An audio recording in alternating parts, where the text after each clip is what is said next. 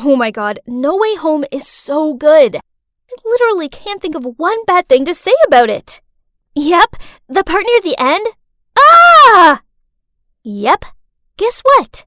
I'd managed to trap my foot in a manhole. Man, what rotten luck. Yep, you heard me right. Being thin has its downsides.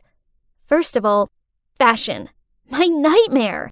I have to wear an extra small size, and the clothes still hang off me. Actually, most of my clothes are from kids' stores, so I feel so untrendy. Then in winter, I have to wear tons of layers just so I don't freeze to death. And in the summer, I can't wear cute clothes as I look like a coat hanger. Not only that, because I'm so skinny, people often ask me to do nonsense stuff. Once, I was studying in my room when suddenly I heard my sister Camilla calling me.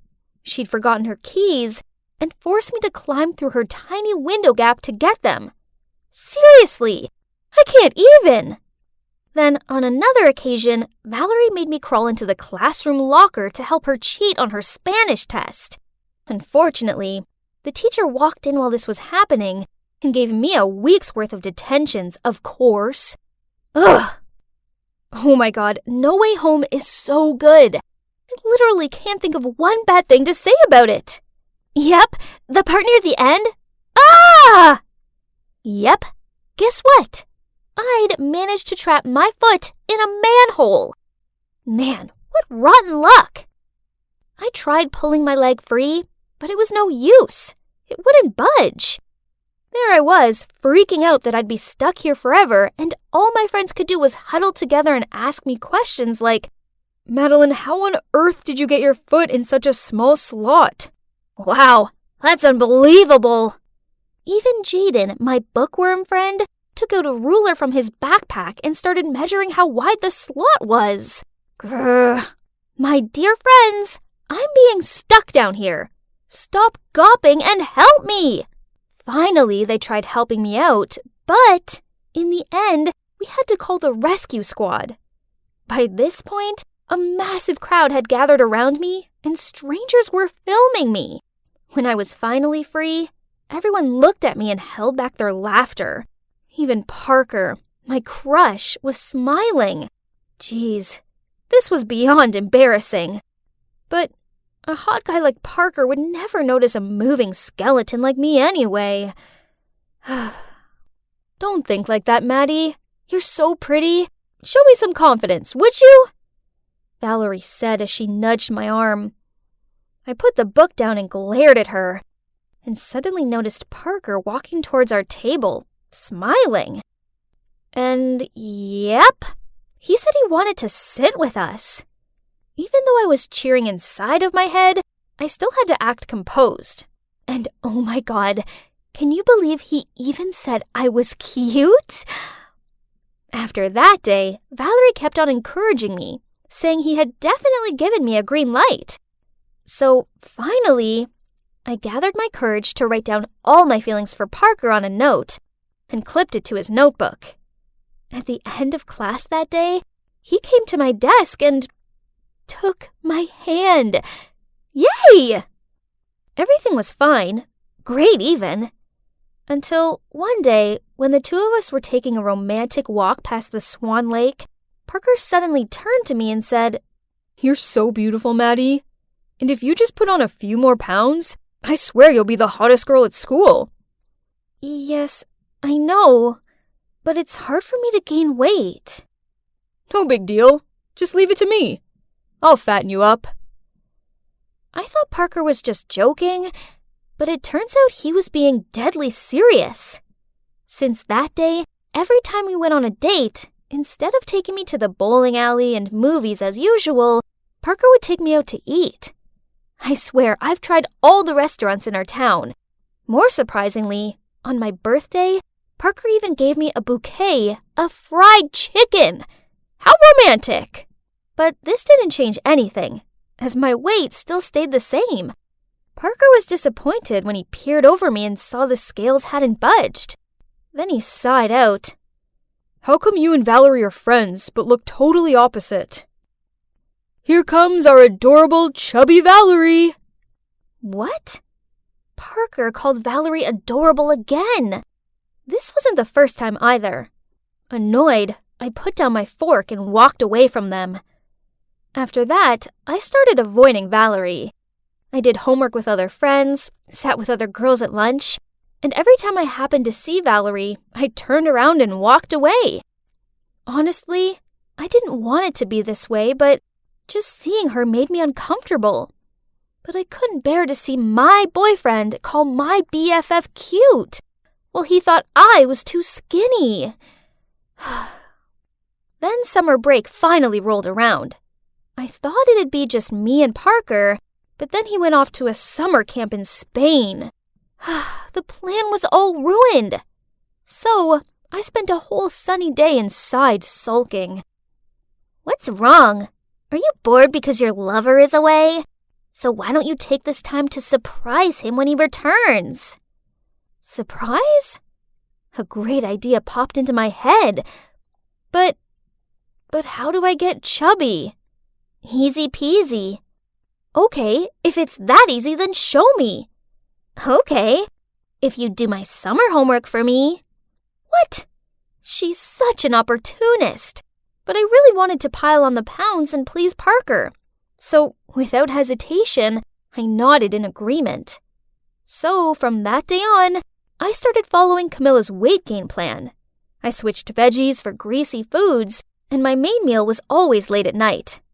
I also changed water for milkshakes, but I did have to stop drinking them when the smell of milk alone made me feel sick.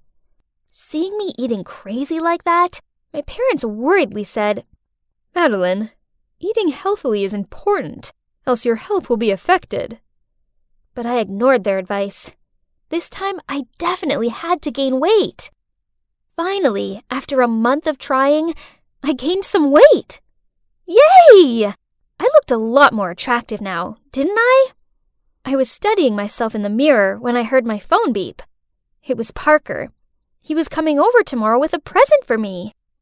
The next day, I put on this hot dress that I'd never felt confident enough to wear before, and I asked Camilla to help me do my makeup. As soon as I finished, I eagerly waited for Parker in the living room. The doorbell rang. I excitedly opened the door, but as soon as he saw me, Parker quickly said, Oh, sorry, I have the wrong house. Then he started to leave. Huh? He didn't recognize me? This will be fun. No, honey, you're not mistaken. It's me, your destiny. Madeline? Is that really you? Oh my, how on earth can you be this big? We've only been apart for a month. So, you don't think I'm prettier now? To my surprise, Parker shook his head.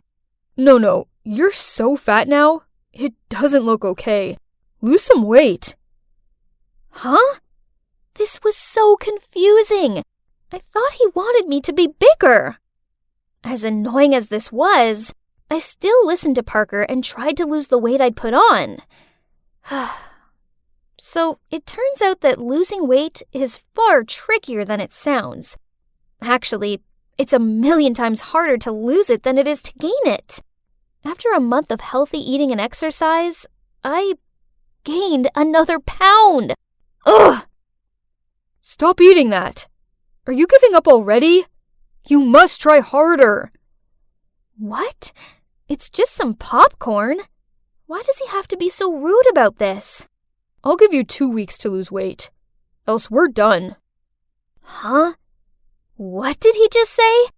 Done? He was the one who wanted me to gain weight in the first place. Now he was threatening to break up with me if I didn't lose it. How ridiculous.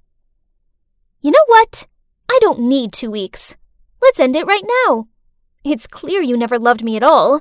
You only like my appearance. If you truly cared about me, you wouldn't care what size I was. Then I walked off. Ugh! How could I have been so stupid? For the entirety of my relationship with that jerk Parker, I was blindly following him. I only cared about pleasing him, and it cost me so many things. including my best friend. I needed to apologize to her right away. I nervously knocked on the door, then waited. Finally, Valerie opened it, but on seeing me, she went to shut it. "I'm so sorry. Just let me explain, please." "Valerie, I'm so sorry. It was all because I was afraid Parker would leave me for you. But I realize now that he's a massive jerk, and I was an idiot for ever trying to change for him." "Jeez, you're crazy. Parker is totally not my type." I scratched my head and told her about how terrible Parker had treated me and how I'd foolishly listened to him. "Man, that douchebag!" Then she hugged me. Valerie confessed to me that she'd been trying to lose weight by lowering her calorie intake, but the pounds weren't coming off. And worse still, she felt weak and tired all the time. I nodded in agreement with her. So from then on, Valerie and I made a promise to love ourselves, regardless of what size we were, and to never let anyone try and change us. And look, that's Walker and Joel, our awesome boyfriends who love us just the way we are. And you know what? It feels so good not caring what other people think. So don't ever let idiots put you down, because when you allow yourself to just be you, then you can finally realize just how beautiful you truly are. Hi, I'm Eva. Can you guess how old I am? You probably picked 10, didn't you? Well, surprise! I'm actually 16. I've always been small, like teeny tiny kind of small. Mom said that when she had me at 6 months, I was so tiny I fit perfectly into her palm. Because of my size, I was always the punchline at school. Careful, don't step on her. Oh wait, too late. But trust me, I knew how to give it back hot. Oops, didn't see you down here. I usually ignore things that crawl. Are you calling me an insect? Well, you said it, not me. Maybe we should squash you like one too. Oh, really? I immediately dropped into a crouch just like wrestler and darted between her legs. Catch me if you can, giraffes! Then the girls tripped over each other and hit the floor. Nice! I usually manage myself fine at school, but at home, that's where things got complicated. You see, with my parents always away on business trips, my 2 older brothers, Jake and Don, took in charge to a whole new level. And by in charge, I mean smothering. You shouldn't carry heavy stuff. You'll blow away in a breeze. Did someone bully you? Just give me a name. I'll handle it. Put me down, caveman. Don't get me wrong. I knew they meant well, but sometimes their protection felt more like overprotection. It wasn't just at home. Even at school, I couldn't even eat in peace. What is that? Who made it? Did it pass FDA regulations? How do you know it's not poisoned? You haven't dropped dead yet. That's how. Say what? Ugh, it's just mac and cheese. I couldn't even do sports without a full-on sibling intervention. I'll be your leg. You're not straining an ankle on my watch. Oh, you can't run for me, Dawn. I'm not made of glass. When they started college, I thought I would finally catch a break from their fuss. But no, their drama was still in full force. One time, I actually went on a date, and my 2 brothers turned it into a live comedy show. Uninvited. Huh? They disguised themselves in some trench coats with fake mustaches and carried newspapers with eye holes to spy on us. Then they made a cutthroat gesture, and my date immediately started sweating. I was so mortified, I just banged my head onto the table. I didn't want to be babied. I wanted to be heard.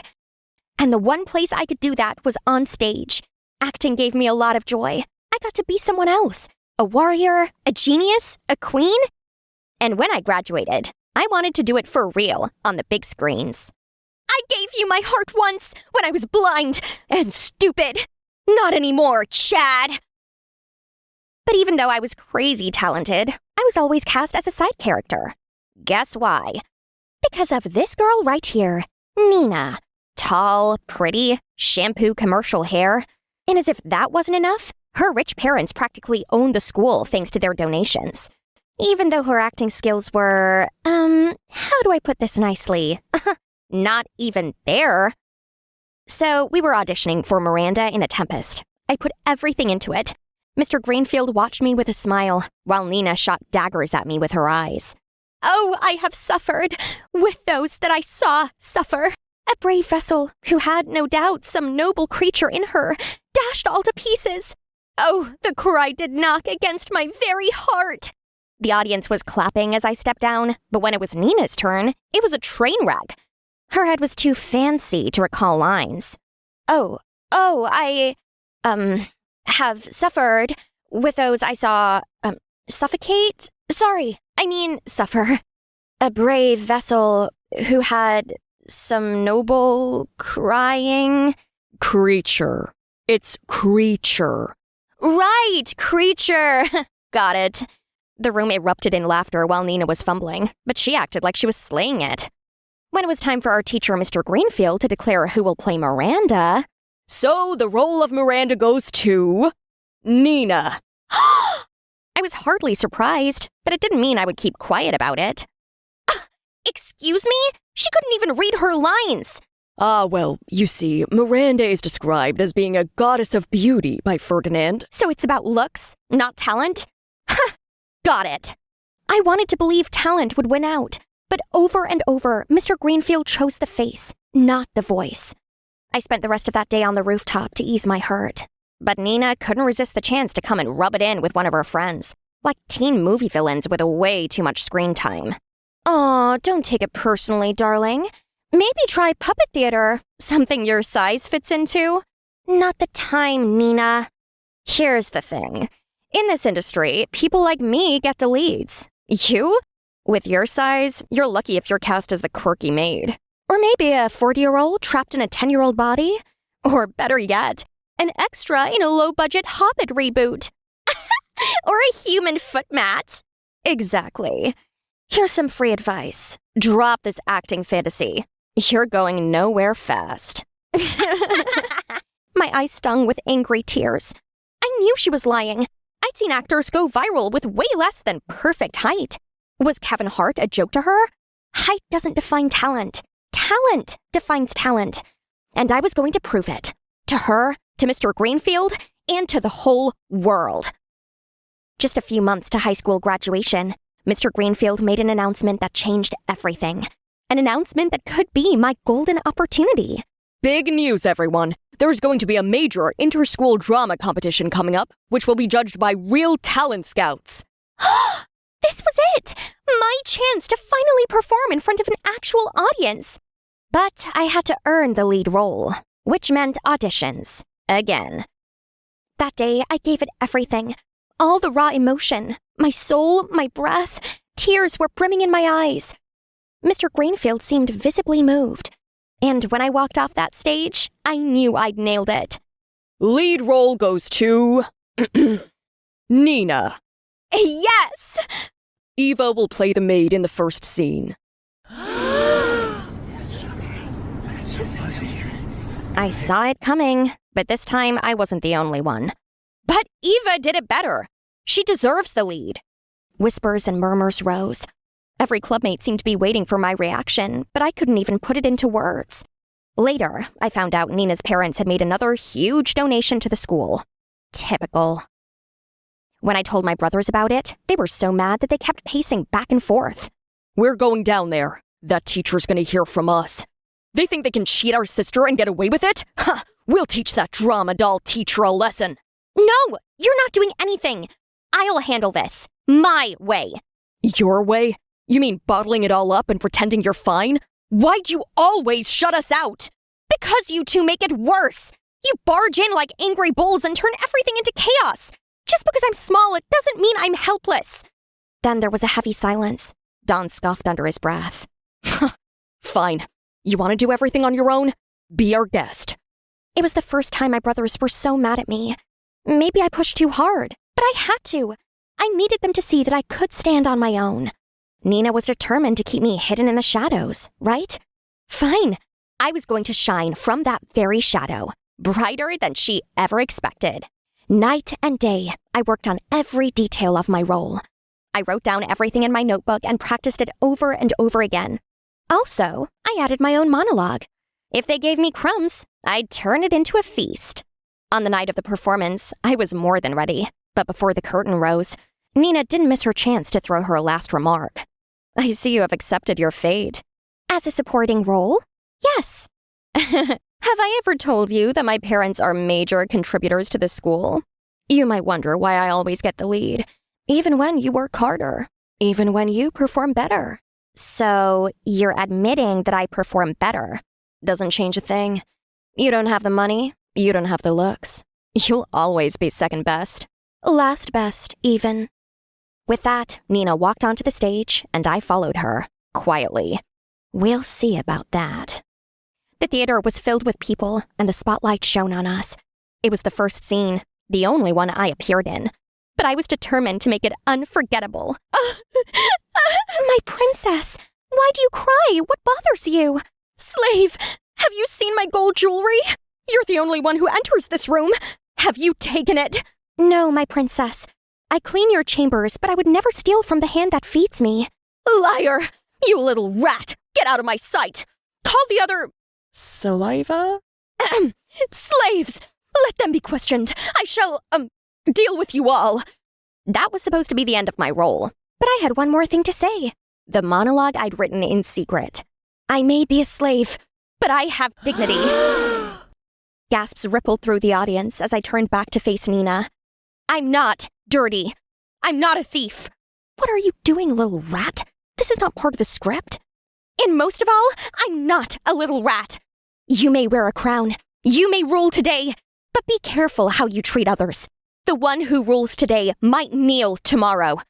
Sooner or later, everyone will get their chance to shine. I spoke from my bones. And the room listened. I got a standing ovation. I left the stage with my head raised high and the pleasure of seeing Nina so shaken. As expected, Nina and Mr. Greenfield came for me as soon as the play was over. Show off? How dare you, Eva? You made a complete fool of me. That was unprofessional. You went completely off script. You've ruined the integrity of the play. Before I could respond, Jake and Dawn suddenly appeared, stepping between us with fire in their eyes. So, this is the girl and the drama doll teacher who's been messing with her sister? I couldn't help but facepalm. Hard. Me? Drama doll? Eva's been stopping us from putting you in your place. But right now, I'm not so sure she could. I grabbed my brothers by the shoulders before they could do anything stupid. I said, I've got this. I didn't fight for my voice to have someone else speak for me now. You said I broke the rules? Pretty sure it's also against the rules to give lead roles based on parent donations. And Nina added a few lines too. Calling me little rat on stage. Was that part of the script? Who told you that? Nina told me herself. Right before the play. Remember? As soon as I finished my sentence, Nina froze, her eyes flicking around nervously.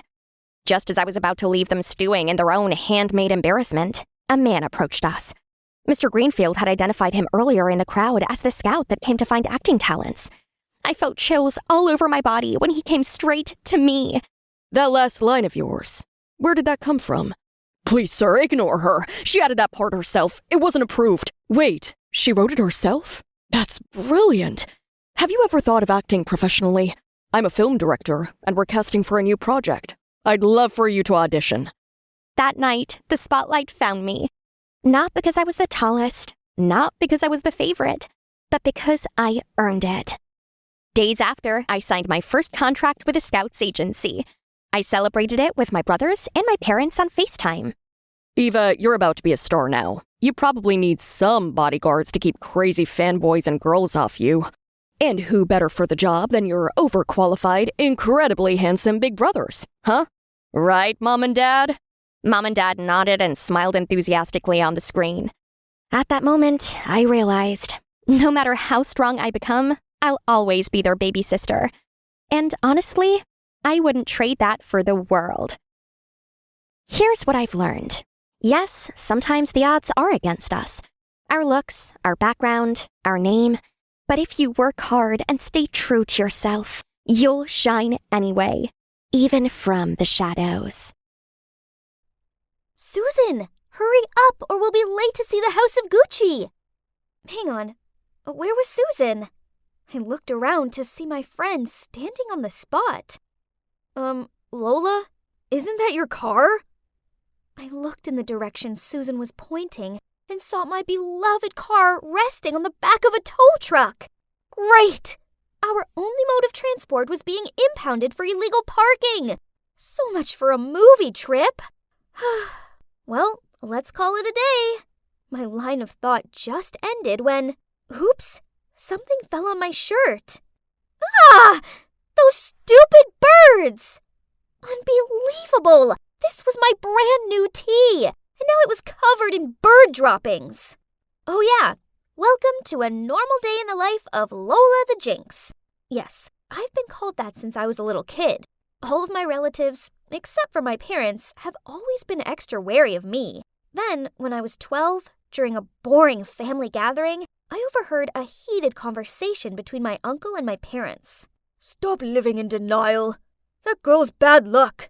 Send her off to boarding school. Anywhere, as long as she's away from this family.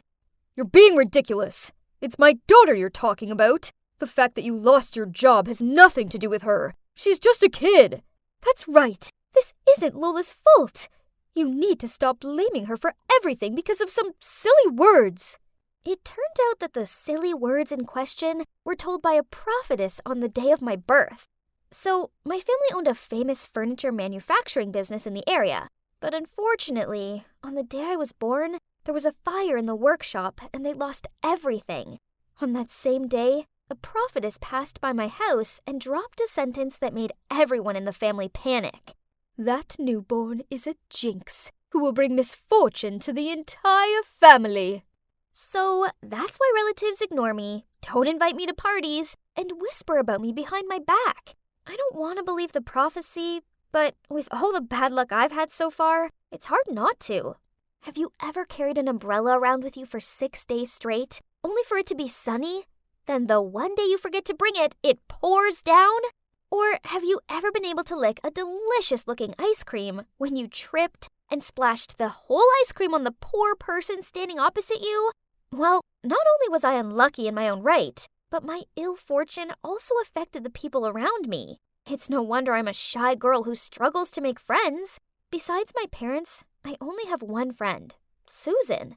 Hey Lola, have you ever thought about breaking your bad luck? There's a very famous fortune teller in town. Breaking bad luck? Well, that sounds like a good idea. I've had enough of being Lola the Jinx. The next day, following Susan's instructions, I went to a small house on the outskirts of town. As I knocked on the door, I was nervous and excited. I hoped this would finally be the end to my run of bad luck. A woman in veil let me in. I couldn't wait any longer, so I blurted out, "Hi, I'm here since I heard you could help me get rid of my bad luck, right? Please help, whatever it takes." The fortune teller sat still for a moment, then a smile lit up through her veil. You're Lola, daughter of the Gonzalez family, right? I was stunned. Whoa, she was good at her job. I mean, I hadn't even introduced myself yet. Of course, I already knew that you'd come here. But it would be difficult for me to eliminate your misfortune. There's only one person in the world who can undo your jinx. They will bear all the bad luck for you, and even bring you good luck at the same time. Is that so? But who could that be in this whole wide world? I blurted out. The fortune teller smiled and said that if I wanted further clues, that would cost me a few more bucks. Oh well, I've already come this far, so it's worth spending the rest of my monthly allowance to know who my mystery savior was, right? Then she pulled out this drawstring bag and shook it. She told me to draw an item. Oh, it was a small tile with a single letter on it. A. Well, well, well. Interesting. A person whose name starts with an A. Fear not, Lola. The universe will signal you to find that very person. I then went home and couldn't stop searching my mind for people I know with A names. Let's see.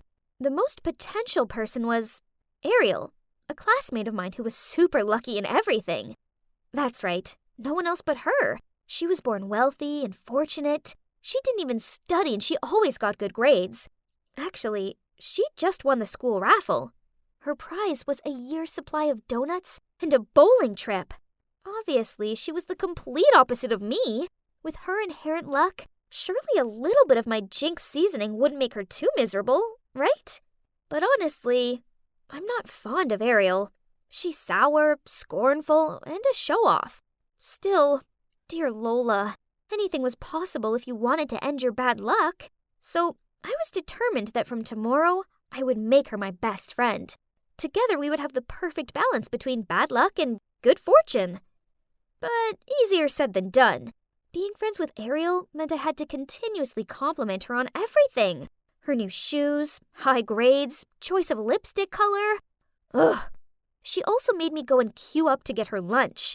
Someone like me struggled to carry my own lunch without tripping, let alone two.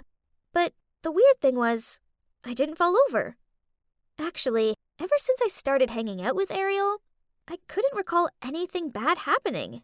With my newfound luck, I started opening up to some of my other classmates. And you won't believe it, an unlucky girl like me even won 2 tickets to the opening of a new water park. So I decided to share one with Ariel. To be fair, it was her luck that got me those tickets, right? But, hang on. Was that Ariel tottering out of the changing rooms in her stiletto heels? What an idiot! And right after that, just as you might have guessed, she slipped over. But to my horror, she also frantically grabbed onto my arm to take me down with her. But wait, why didn't I feel any pain? Oh, was I dreaming? Did this handsome guy just save me? As for Princess Ariel, she broke a tiny fingernail, so she just stormed off sulking. Never mind, as I had a new companion, my super cute hero, Anthony. Since then, Anthony and I talked to each other every day, and just like that, we officially became a couple. Honestly, who would have imagined that Lola the Jinx would one day have a very wonderful boyfriend like Anthony? Maybe my luck had finally changed. Yay! So the prophecy was fulfilled. Ariel was the one who brought me luck. But actually, thinking about it, Ariel didn't seem to be having any bad luck at all in the meantime. Well, apart from the fingernail incident, but in that instance, she was lucky she didn't sprain her ankle or anything. Perhaps we were all riding on the good luck train, for once. But there's still one thing I can't understand. Honey, why were you so late today? Sorry, babe. On the way here, I got a flat tire. Twice. Yeah, you see, my boyfriend sure had been having a lot of bad luck lately. But wait, Anthony also has a name that began with the letter A. Could it be that it was Anthony who bore my bad luck? Not Ariel? Oh no, this couldn't be happening! Then, over the next few weeks, my suspicions were confirmed. Anthony lost his phone. He misplaced his assignment, picked up the wrong dog from the vet's, and even managed to walk into his mom's brand new, expensive vase. Smash! I could continue to be a jinx, but I didn't want any of my loved ones to endure this fatigue for me. Instead, I needed to find a way to help Anthony get out of this for good. Maybe he could befriend someone super lucky. Then this would reverse his bad luck. With this plan in mind, I planned a picnic for us both, then invited the luckiest person I knew along too, Ariel. At first, it seemed to be going really well. It wasn't raining, and there weren't ants in our sandwiches. But then I noticed Ariel giggle and twizzle with her hair as she looked at Anthony. Oh no, Ariel had a crush on my boyfriend. The problem was, the more I saw them together, happy and bad luck free, the more I concluded that Anthony was better off without me. So I started ignoring his calls and messages and purposely avoided the places I knew he would be. All was going well, until he showed up outside my school. Ugh! Lola, why are you ignoring me? What did I do wrong? I pretended not to hear anything and kept walking, but he ran after and caught me by my wrist. So I yelled at him, "Nothing! You're perfect! That's why I stopped talking to you. I'm a jinx, and you deserve better." He gave me a confused look, So I explained all about how bad luck had a way of following me and the people I was closest to. And that's why I had set up a date for him and Ariel. You're such a fool. Are you seriously ready to throw away what we have because of some stupid prophecy? Plus, I'm not an object for you to just give away to whoever you want. Then he stormed off. This was awful. Now I'd gone and lost my amazing, sweet, caring boyfriend, and I only had myself to blame. Later that night, Mom walked into the living room and saw me slumped on the couch crying. She asked me what was wrong, and I blubbered out all about my bad luck, the fortune teller, and how I lost my boyfriend because of it. I think it's time I visited this fortune teller. It might be the prophetess from the day you were born. I didn't see her back then as I was in the hospital with you. If it really is her, I'm longing to know why she decided to put so much stress on our family with her ludicrous words. The next day, Mom and I went to the fortune teller's place. Mom yanked the veil off her face and stared at her in shock. Turns out they went to school together. And back then, this woman was jealous of my mom's luck. A jealousy she never got past. So she tried to sabotage her by telling those ridiculous prophecies to not only me, but the rest of our family. Thinking about it, throughout my childhood, my relatives treated me like a bad luck charm. So that's how I acted. I alienated myself, acted insecure, and had no confidence. Maybe it was my negative energy that was making me unlucky, not some dumb prophecy. So what happened next? Well, Mom made sure the whole town found out about what a fraud the fortune teller is. She wrote a public apology to us and paid us compensation. As for me, I decided it was time to make my own luck. So I went round to Anthony's and handed him 2 tickets for the water park. And I apologized for all my superstitious nonsense. He seemed to appreciate the gesture, and he forgave me. So we're back together. Yay! From now on, it's only positive vibes, happy thoughts, and grasping life's opportunities. The most important thing I've learned is that if you see life as beautiful, it'll always be beautiful to you in return. Oh God! Can I not save one from the pitiless wave? Is all that we see or seem but a dream within a dream?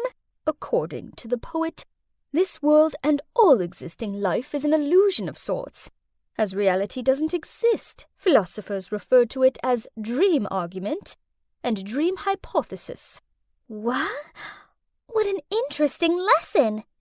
By the way, look at how there's a ray of sunshine coming through the curtains. That's so pretty. This kind of weather indeed puts you in such a dreamy mood, huh? Yeah, right. But remember, there is no rose without thorns. That sunshine may look glorious, but it will harm your eyes. Yeah, I know. The maids always tell me that sunlight is the enemy for me. For my beautiful, sensitive blue eyes. Looking at it once, and I'll never be able to see anything again. That's why I've never been allowed to leave this castle. My maids all look identical in those masks, don't they? When I was a child, of course, I once got curious, and I pulled one of them off. As punishment, I was denied dessert for a whole week. And worse still, it wasn't worth it, as the maid's face was exceedingly ordinary. The masks looked far better.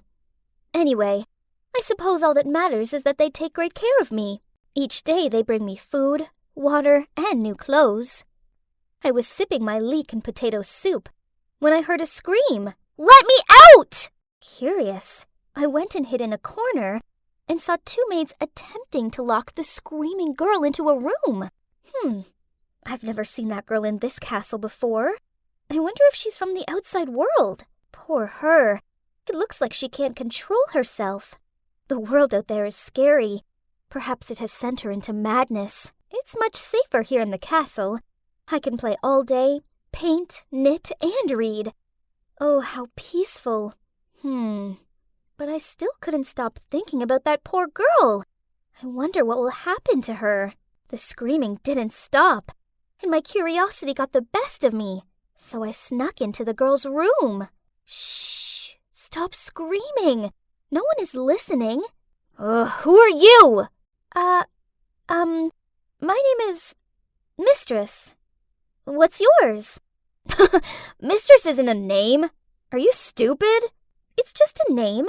Everybody here calls me that. This girl was so stubborn. She seemed to be wary of everything. Poor little outside world girl. After much persistence, she told me that her name was Nora. I was about to ask her why she was here, when suddenly 2 maids appeared and dragged me away. Mistress, you should not interact with this wicked girl, and you mustn't be late for your embroidery class. It was nice to finally get to talk to a girl my own age, and I must admit that given her brash nature, I found Nora rather interesting. During class, I kept thinking about how I could sneak out and see her again. Ah! Ouch! That annoying girl's screaming made me prick my finger. I ran out to check on her, but the maids immediately blocked my way. Perhaps I could talk some sense into her. Trust me, the last time I spoke to her, she was acting totally normal. The desperate maids exchanged looks, then let me go to her. As predicted, when I approached Nora, she stopped screaming. Hey, it's Ariana. That's my real name. Screaming never works here. Just pretend you're listening to my words, then I'll help you out. The maids were quite surprised when Nora immediately calmed herself down and showed signs of following directions, so they let us be and left. We began to chat, and ever since then, the maids let me see Nora every day. She told me how before her mother died, she gave Nora an address to find her biological father, who she'd never met before. Nora's grandma helped her set up a meeting with him and took her to the meeting point. She was so nervous, but happy at the same time to finally meet her dad. And at first, he was as kind and charming as she imagined. But then unexpectedly, right after they said goodbye to her grandma, he brought Nora here and let those masked people lock her up. But you're fortunate to be here, as it's safe. No, it's not. That's just what they want you to believe. Then Nora told me about the outside world, about her friends, school, and shopping malls. Every day, she even drew me paintings of the outside world, of beautiful memories with her family, her mom who passed away, and also her dad, even though she only met him once. Family? What is that? All I'd ever known were the faceless maids. The next day when I visited Nora as usual, she suddenly told me, Sis, we need to get out of here. What do you mean? This is my home. No, it's not. It's a prison. Who on earth stays inside for 14 years, huh? It's because of my eyes. I'll go blind if I go out there. My maids only want the best for me. That's why they keep me here. Are you crazy? You've been tricked. Just think about it. Do you know who gave birth to you? And why did that person leave you with these people? Or are these people the ones who took you away from your mom? Don't you want to find out the truth? This was my home, wasn't it? But thinking about what Nora just said, as well as the outside world that she rambled about every day, I suppose it would be interesting to experience it for myself. I'd just have to try my best to protect my eyes. So, I snuck into the housekeeper's room and stole the front door key. As we approached the main hall leading to the door, we saw a masked woman standing by a man. In his arms was a young girl, deep asleep. Huh? That's my dad. What? Did he come to pick you up or something? Don't you see that they're all in the same boat? And she's the ringleader. I peered closer at them and spotted the masked woman's silver hair and luxurious dress. Isn't that my tester? She lives in the Grand Suite and visits me weekly to assess my learning and etiquette. Mom, how are you going to handle this case? Just leave her in the empty room at the end of the hallway. As for Nora, I think she'll settle in properly in a week or so. Then we can start her etiquette and culture lessons. Which Nora? Ah, I remember. Besides, you should restrict yourself a bit. Ariana, Nora, and now this child? Don't let the list of your illegitimate children be as long as your arm. Then you can just throw them away somewhere. Why bother raising them? They are my grandchildren, after all. They can't end up like those street rats. And who knows? They may become useful. But this has to be the last one. We can't risk Laura finding out about us. It would ruin our family's affluent name. Do you understand? I know. But fear not, as my wife is kind and foolish. She is completely clueless to these matters, thanks to your smart move. So, we were this heartless man's illegitimate children? And because of his deceit, he was forcing us to live in darkness? I don't want to be locked up and lied to any longer. We needed to escape. From then on, Nora kept her act up and behaved like an angel, which eventually led to us being allowed to study together. And today is the day. Oriana is having a convulsion! We must take her to the hospital as soon as possible! However, the maids called the doctor to come round here instead. No! The plan was to escape when we were taken outside. If the doctor came here, he'd discover that my rashes were painted on and our plan would be disclosed. Okay, plan B. I was still lying on the bed playing the whole role of a patient, while Nora locked the door of the room and went to the bathroom screaming. Help! There's a giant spider in here! As expected, the doctor went to check. Then Nora immediately locked him in. Then we quickly took the knotted string made of the fabrics in embroidery class out from under the bed and then escaped through the window. Ah! I got my head between my hands as soon as I landed. I didn't expect it to be so bright outside. It's burning my eyes, Nora! What? There's no time for your hysterics. You'll be done if you're stuck here anyway. Just open your eyes and run! Hurry up! But I'm scared! Huh? Nothing happened. My eyes seemed fine. But no time to celebrate, as then I saw... Oh my God. A couple of maids were chasing after me. Nora pulled my hand and ran towards the garden. Fortunately, we were already out of their sight when... Woof, woof! A huge hound appeared out of nowhere and growled at us. I crouched down in a bush and watched Nora wave the dog closer, and then pat him. What? Magic! The dog suddenly became unusually obedient and led us to a secret place. A dog-sized passageway. I hesitated, but seeing the maids gaining on us, I reluctantly squeezed through it real quick. I can't believe I'm putting my destiny in the hands of this reckless girl. She said we had to get to her grandmother's house right away for help. What are those things running back and forth on the road? Why are they making that loud, annoying noise? And why is Nora waving her arms about? Did she want them to stop? Too bad nobody did, as she's no princess. We kept wandering until we saw something which Nora called a truck parked on the roadside. She rushed over, then helped me onto the back of it. Oh, it was full of bananas. I stuffed my mouth full of them to ward off my starvation, while the scenery kept changing. That thing stopped, and we immediately got off before getting caught. I held her tight, frightened of all the people around us. They kept staring at me. And what kind of style was that? They all looked very peculiar. Maybe they were just commoners. Then we used our power to demand a man to take us to Nora's grandma's. Oh, it was exhausting. What? The outside is actually beautiful, sparkling with all those lights. And there are exhibitions of everything in the world, such as food, toys, flowers, and even creatures. Yes, everything. But the most important thing was that my eyes didn't get sore looking at those shiny things at all. Nora's grandma seems kind, but her home is full of the strangest of items. While Nora told her what had happened, I found myself bewitched by the talking black box on the wall. Suddenly, Nora's grandma led us to her far smaller truck and took us to somewhere called the Cops.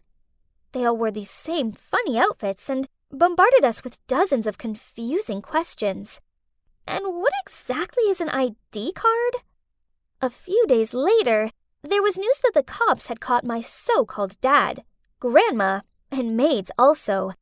As predicted, he was a womanizer, so when his lovers asked him to support his children, he was so afraid that his wife would find out that he took these children and locked them away in the castle. They're currently awaiting something called a trial, which Nora says is where bad people get their comeuppance. Whoa! The world outside is so busy! I didn't realize there'd be so many unmasked faces. And that strange talking box still startles me, especially when someone is holding a weapon. Nora says when I've adjusted to my new life a little more, I'll start school with her. And one day I'll even learn how to drive one of those smaller trucks. But firstly, she's teaching me how to dress like other people do, and use this brick to communicate with them. This world is puzzling, but I'm sure with Nora's help, I'll soon find my feet. Even if it's just so I can learn how to reply to my dashing neighbor. I woke up in shock to find my face covered in bandages. My face! This can't be happening! Right, Callum? Tell me this is not happening! Right after, the doctor entered the room. Miss, unfortunately, the glass from the car window has caused extensive trauma to your skin. As the doctor continued talking, I felt myself zone out and began to panic. My face is everything! Without it, my singing career is over! Ash, it's gonna be okay. I'll help you find a way to return to the stage. I promise. Hi, I'm Ashley, and I had a dream of becoming a famous singer. I used to sing on the streets to collect a few dimes. Then one day, a handsome and polite man approached me. I'm Callum, a talent scout, and I believe with your angelic voice and rare beauty, you have the makings of a star. It was love at first sight, and not only did I gain a manager, but also a hot boyfriend. He arranged for me to perform at cafes, bars, and restaurants. It was nonstop. I enjoyed it, but I had to admit I was also, exhausted. And that's when Callum suggested that I use autotune and lip sync to save my throat. Babe, I know this ain't right, but you're burned out, and I can't bear seeing that. You know, it's not forever. I think that way you can focus on dressing up and letting people admire that gorgeous face of yours. Hearing this did make me feel sad, but Callum knew what he was talking about, so I trusted him, while the fire inside me to perform on a professional stage still burned strong. Then one day, he told me some unexpected good news. No more small gigs. The famous company Dream M Entertainment is holding auditions to find their next big star. I've taken care of everything. You just need to be 100% confident in performing. This was it. My time to shine has finally come. But then that evening, while driving home and practicing singing, I had an uncontrollable coughing fit. I lost focus of the road for a split second and didn't see the incoming car until everything went dark. And the next thing I knew, I was waking up at the hospital looking like Frankenstein and certain that my big dreams were now in shatters. After 2 months in the hospital, most of my scratches healed, but only a deep cut scar remained on my cheek. Just a few days more until the audition, and I couldn't show up looking like this. This is a once-in-a-lifetime opportunity. Can makeup cover it? Or maybe a mask? There must be something. But the doctor said I can't wear makeup until it's fully healed, as it might cause an infection. And if I went on stage in a mask, people would certainly raise questions. Then Callum's eyes suddenly darted to the photo on the shelf. Ash, here's your answer. Get your sister to be your double until your wound heals. You mean Bridget? That freak? No way!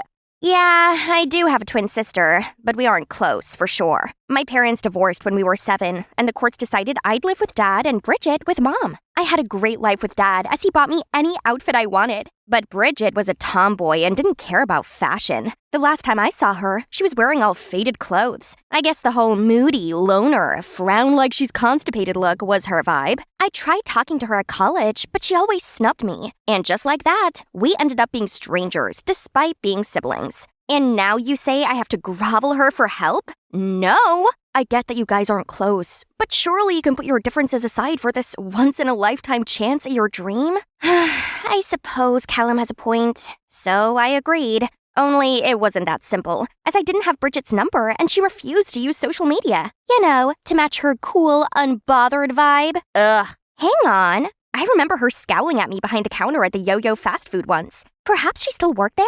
I immediately disguised myself and headed there. Oh, there she is. I started hovering around her and explained what had happened, then asked her if she'd be my double for the audition, but she didn't bother to care. Get out the way. I can't perform looking like this. Please, this is everything to me. It's none of my business. I have work to do. See, I can't just give up like this. So I ordered food and sat there and waited for her to change her mind. It was closing time already. I was about to leave when I saw Bridget and her boss quarreling with each other. My gosh, This is why it's never good to hire teenagers. I only hired you because you begged for the job. I'm sorry, sir.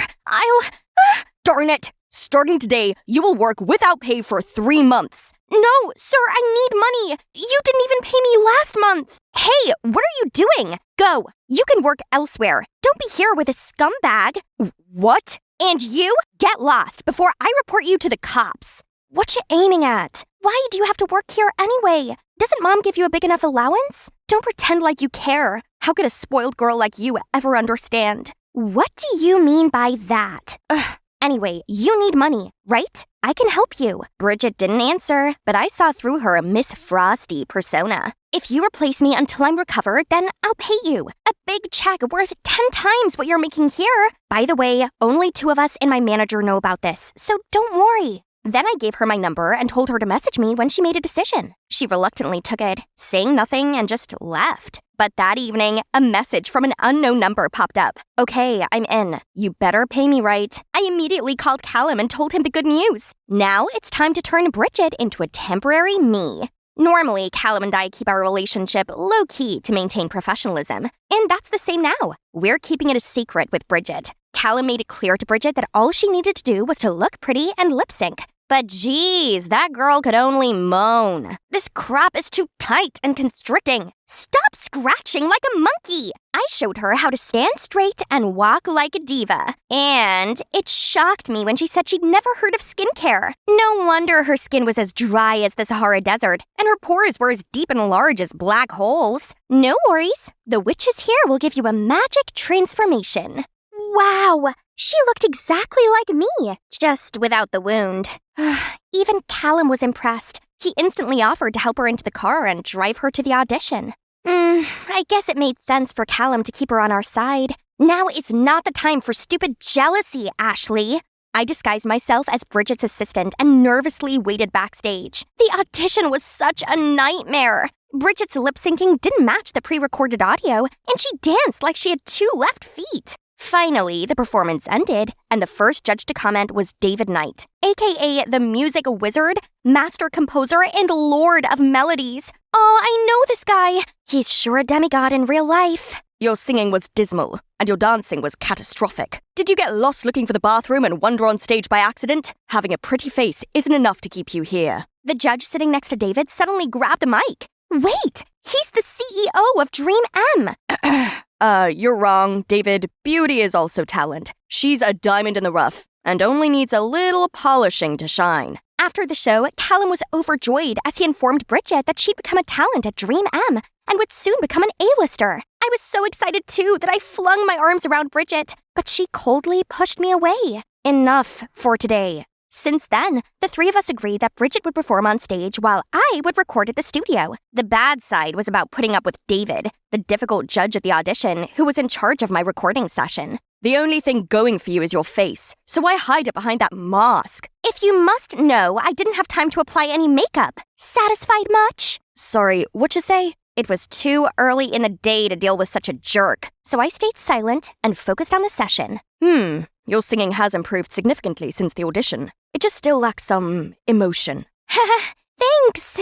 My debut was just days away, but things didn't go so well. Bridget had no sense of style and appeared in the fashion column Worst Dressed lists, shaking like a leaf on stage and jumbling her words when facing impromptu interviews. So I had to set up a crash course for Bridget, but this time I taught her simple, easy-to-remember things instead of big stuff like last time. I showed her how to pair basic outfits, how to deal with the press, and most importantly, I still guaranteed her regular pay. Ash, you've helped me a lot, and thanks. Oh my, she was so awkward. But that was sweet. I could gradually feel that we were actually sisters. Bridget, the main effort was still yours. Keep it up. Soon, the company began to promote Bridget, and her reputation skyrocketed. All the while, my relationship with Callum took a nosedive. At At previous events, Callum used to pamper me and bring me my favorite foods. But now he just brought Bridget's favorites. He never left her side, and they were always having cozy chats. So one day, I decided to talk straight to him about this. Callum, I have to admit that I feel kinda uncomfortable, as you're a bit too close to Bridget. Babe, I got you. I have to pretend I'm with Bridget as everyone thinks she's you. I'm doing this for your own good, so stop overthinking. Will you do it for me? I know, but I really feel insecure since I got this scar. It's like I've lost everything. Don't worry, the scar will eventually heal. The most important thing right now is you stay calm and get through this time. Right.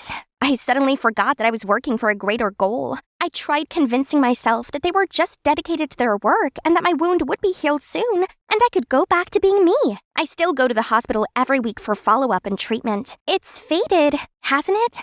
I needed to escape, so I went to the studio to sing my heart out. I was certain no one would be there at this time of night, but turned out I was wrong. Surprisingly, on seeing me, that dude didn't shoo me away. Instead, he was actually pleasant. A night owl too, huh? Start singing then. I'll give you my valuable opinions. I was shocked by this approachability, but I rolled with it.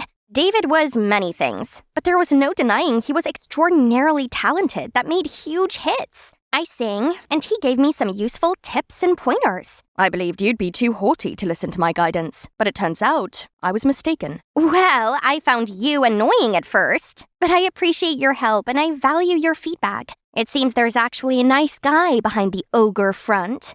Sorry, what you say? I won't say it twice. Then I started humming a few lines from a song I'd written, but didn't realize I was singing it out loud until it was too late. That song is good. Whose is it? Actually, I wrote it. No need to be mocking. No, I'm not at all. I didn't know you had a talent for songwriting. Come here, let me hear the whole song. So we sat down together, and surprisingly, our vibe matched each other perfectly. Actually, you're the first person to take my ability seriously. Sorry? Hey, stop pretending! Actually, I'm not Gradually, Bridget seemed to figure out how to act like me, and her popularity grew. She was no longer sluggish and paid more attention to her appearance. Even Callum mentioned how he could only distinguish us by my wound. From then on, Callum said Bridget could do it herself, so they went to the shows without me. This feeling is making me squirm. On the one hand, I want Bridget to do well to help me out. On the other hand, I'm also feeling a bit resentful that I was replaced so easily. I also miss the way Callum used to care about me, but I remember what he said the other day, and I know I shouldn't be acting like a child. So I tried to distract myself by doing what I love the most, singing.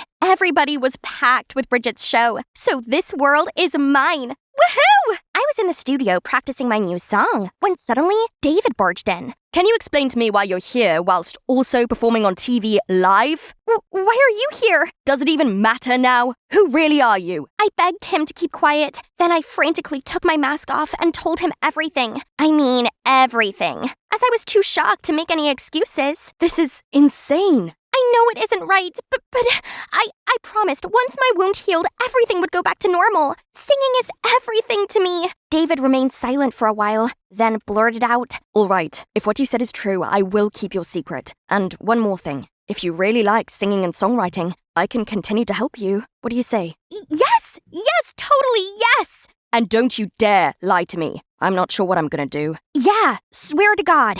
Finally, it was the follow-up day. As the doctor finished the examination, I saw him frown. I'm sorry to inform you that the scar cut's too deep. It may fade over time, but I'm afraid it won't go completely. At least in 2 years. I broke down. This couldn't be happening. Not knowing what else to do, I decided to go and find Callum. But when I arrived at his house, I saw that he wasn't alone. Bridget and Callum were sitting together and slowly leaning for a kiss. Hi, Ashley here, a superstar in the making. At least I was until the accident happened and I was left with a scar. With a huge audition coming up, my manager boyfriend Callum persuaded me to get my twin sister, Bridget, to pose on stage as me. She took on the glitzy parts of my life while I stayed in the background and recorded at the studio with David, my grumpy but talented music producer. It was only supposed to be until my scar healed, but then the doctor told me the devastating news. The scar was here to stay. Upset, I went around to Callum's for support and saw him there with Bridget. They were leaning in to kiss. I couldn't believe my sister and my boyfriend would do this to me. So with rage swirling through me, I karate kicked open the door and barged inside to confront the conniving snakes. How could you? My boyfriend and my own sister! He's your boyfriend? I didn't know. I'm so sorry. No, you did nothing wrong. I fell for her first, Ashley. Can you blame me? She's a flawless superstar. You'd understand because you used to be her. At least until you crumbled. I was freaking hit by a car, you douchebag! But it didn't matter to him at all. That's when it hit me. Callum never loved me. I was just a tool to him. You can't trust him, Bridget. It's only a matter of time before he decides you're no use to him anymore and ditches you, just like what he's doing to me right now. And I'm going to make sure the whole world knows what a jerk he is. Callum suddenly lunged towards me, then aggressively dragged me out of the house. You think you can threaten me with that big mouth? Who's gonna believe you, huh? You're just a shadow of Bridget, a flawed, pathetic version of her, so get lost. You'll never get away with this. Just you wait and see. Days later, I was still hung up on his cruel words, but I had to do something to take back what's mine. So I spent ages covering my scar with makeup, then showed up at an event I was supposed to attend. I confidently strutted up to the entrance. Whoa. Nice try, Ashley. But the scar gives you away. Try Kylo Ren next time. That stung. Feeling hopeless, I started walking, and my feet unconsciously led me to the studio. I turned on the lights and played my previous records. Surprisingly, my singing had improved one by one. So I turned up the song volume and sang and danced along. I was busting some crazy dance moves when I suddenly heard clapping. I didn't know you've got the groove. Come to think of it, I've never seen you this happy before. You have no idea what I've been through. I felt safe around him, so before I could stop myself, I blurted out what had happened. He insisted on taking me somewhere fun to cheer me up. Turns out David's fun place is the super cool Japanese fair. We shared some huge rainbow cotton candy and lit sparklers and drew musical notes in the air. Then, as we walked past a stall with some fantastically colorful masks, I stopped dead and stared at them. Hey, I have an idea. I should start a new singing career wearing a cool mask. I mean, it's not the most original idea since Sia and Marshmallow have already done it, but I can hide my face and Callum wouldn't even notice to stop me. That's actually a great idea. Here, this one looks cute on you. Holy cow! Red alert! Red alert! You're falling for this charming, handsome, talented music producer guy. It's on me, by the way. Consider it a lucky charm, okay? For sure. I swooned and was motivated to create a YouTube channel right away, starring me singing with my mask on, and used Vixie as my stage name. At first, I only covered other artists' songs, but as my confidence and following grew, I began singing the songs David helped me write. Although the netizens quickly spotted the similarities between my voice and Bridget's pre-recordings, they're both mine, but the difference is, one uses a ton of auto-tune and one does not. Then, one by one, I released more songs, and over the course of a few months, my channel grew to over 1 million subscribers. For the first time in my life, people actually saw me for my musical talents, not for the way I looked. So, to thank them, David and I spent weeks in the studio composing a special song called Thistles Bloom to release on Valentine's Day. Then one day, David was invited to the Grand Gala, which was a massive event full of the hottest stars, and he took me along with him. The party went off to a great start, and everyone was so complimentary about my music. I was dancing alone while David talked business with some music producer. But then, Bridget suddenly appeared and tried talking to me. Vixie, hi! I love your look. I ignored her and went to leave, when suddenly I got this itchy feeling in my throat, and I felt my face begin to swell. I looked down and gasped when I saw pecans inside my muffin. Oh no, I'm allergic to pecan! I ran to the toilet and took off the mask to catch my breath, when the bathroom door snapped open and in walked Bridget. Come on, Ash, I already knew it was you. Sorry, guys, the door seems to be stuck. She slammed the door shut and went trying to help me. I didn't want her help, but I didn't have much choice. I put my mask back on and let her place her jacket around my shoulders and sneak me out of there. She got her driver to pick us up around the back of the building and take me home. Then she made sure I took my allergy medicine. Don't expect me to thank you for this. No, after you left Callum's house, he told me you gave up singing for me and that you gave us your blessing. But when I saw videos of Vixie going viral, I instantly knew it was you, and he'd lied to me. Yeah, he's good at doing that. I feel really bad for what happened, so I want to make it right. I'll give you back your place as a singer. You're serious? Absolutely. I was so relieved you hadn't given up on your passion. You have no idea how amazing you sound. Actually, I do, but I can't take all the credit. David helped me produce the song, and we're actually releasing it this Valentine. Really? I can't wait to hear it. Fine, you can hear the demo if you want. She loved the song, and I had to admit, it felt good having my twin back. A few days later, I was fully recovered from my allergy attack and feeling excited about my big song reveal. But then I went on my laptop and saw that Bridget had released a new song, Thistle Bloom, my song! I immediately called Bridget to find out what was going on. Surprised, weren't you? Now you know how I feel. I've always been inferior to you. It's about time you be the loser. Oh, and BTW, Callum and I are officially dating. He picked me over you, so did your fans. They definitely won't be fooled. I'll show them the truth. I went online and insisted that the song was my work. But not only did the netizens not believe me, but they also wanted me cancelled. This Ashley wannabe is so tragic. I always thought this masked girl was sketchy. She thought she was so sleek, stealing Ashley's song. I had to watch my subscriber count take a nosedive. All my hard work had gone to waste. I turned my phone off and just sat in a dark room, wishing I was beautiful again. Maybe people would believe me then. Suddenly, the door opened and in walked David. You've been ignoring my calls and messages, so I came to see if you were okay. Seems you're not. No, I'm hideous, and now my career is over. Your career isn't over because of how you look. Can't you see? You're very talented and you're all set to become a great artist. That's why Bridget is so jealous and insecure. She has to steal your work. So, people still believe Bridget because she's beautiful. No one wants to believe in this sketchy, masked girl who's too afraid to show her scarred face. Look, I can't hear most of the words you just said, but all I know is you can't let a minor setback like this stop you from doing what you love. He then took something out of his ears. Hang on, were they hearing aids? My hearing started deteriorating when I was 15. When I told everyone I wanted to work in the music industry, they all thought I was delulu. But 5 years later, and look at me now. Of course, it was hard for me too, but I never let my disadvantage get in the way of my dream. You really did it! Sorry, what you say? Oh, that actually made a lot of sense. If David could overcome this and continue to compose and produce amazing music, then I could overcome my body image issues and become a real singer in my own right and under my name. I started by snooping around my old fan pages and found out that Bridget was going to hold a press conference for the release of her latest album and perform Thistle Bloom. I devised a plan to get there before she did, and that includes David puncturing his own car tire and getting Bridget and her team caught in traffic. On the press conference's stage, I was shaking like crazy, but as soon as I heard the audience chanting my name, I knew I could do this. I stepped on stage, and while the crowd was too stunned to react, I quickly started performing an acoustic version of Thistle Bloom, and the crowd went quiet. I could see it in their eyes. They were moved. Then the screen behind me lit up and played a video of me and David working on the song. When my performance ended, the audience erupted in applause. I was overwhelmed with joy, but then a reporter suddenly stood up and asked, "Are you the masked singer Vixie? What are you doing here instead of Ashley?" I knew this was my moment of truth, so I took a deep breath, then removed my mask. I'm actually the real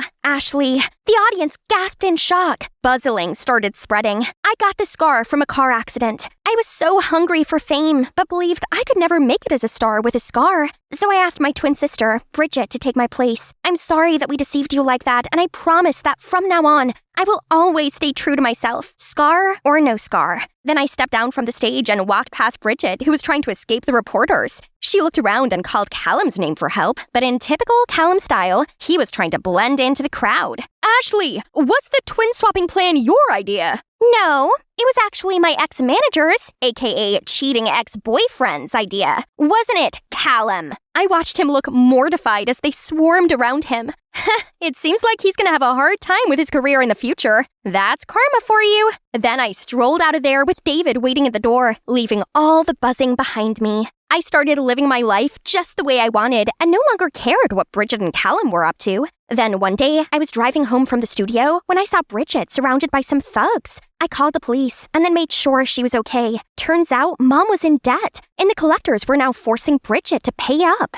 My life's a failure. I tried to be you to escape this pathetic reality, but got carried away and wanted to replace you. I don't have any excuse for my actions. Just punish me however you want. I stayed silent for a while, then eventually decided to drive her home. It made sense now. Bridget despised me because she'd spent years suffering with Mom, while I had a privileged, happy life with Dad. I felt bad for her, because after all, she's just a victim of Mom's neglect. So, I used the money Bridget had made while being me to pay off Mom's debt, and then I spoke to Dad and arranged for her to move in with us. Things aren't perfect between us, but we're getting there. She's still super shy and moody, but she's doing a lot better than she was. I learned to accept the scar on my face and became a real singer. I may not be a household name, but I guess I'm pretty famous, and also an inspiration to young girls who feel self-conscious about the way they look. And you know what? I'm happy with that. Best of all, I now have a cute, kind, loving, albeit grouchy at times, boyfriend, David. We even opened a music company that judged our clients on their talent, not their appearance. I was cuddled up next to David watching the news when the reporter said there was a groundbreaking new scar treatment available. Do you still want to remove your scar? No,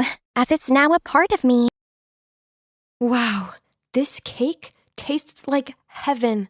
I reached out to grab another piece when I heard a growl behind me.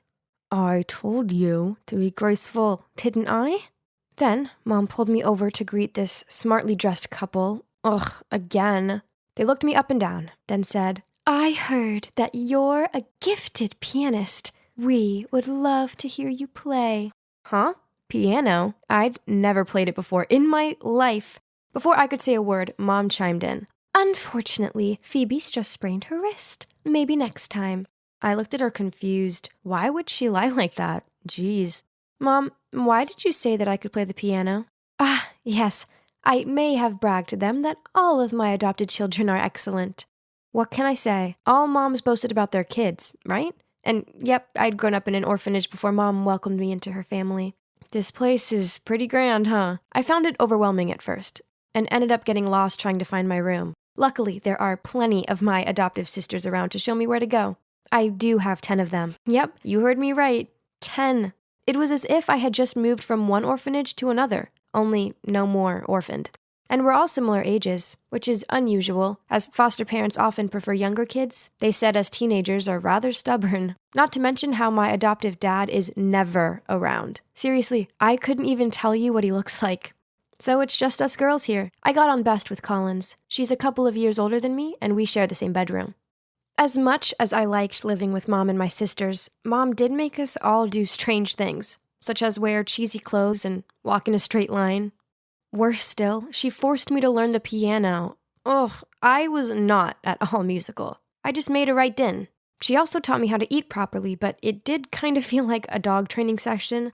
I was only allowed to eat when she showed a signal, and by the time I could catch up with how to use the silverwares, the meal was already finished. Ugh. But I suppose that's how every mom teaches her daughter, right? And apparently, Mom didn't have the patience to coach me anymore.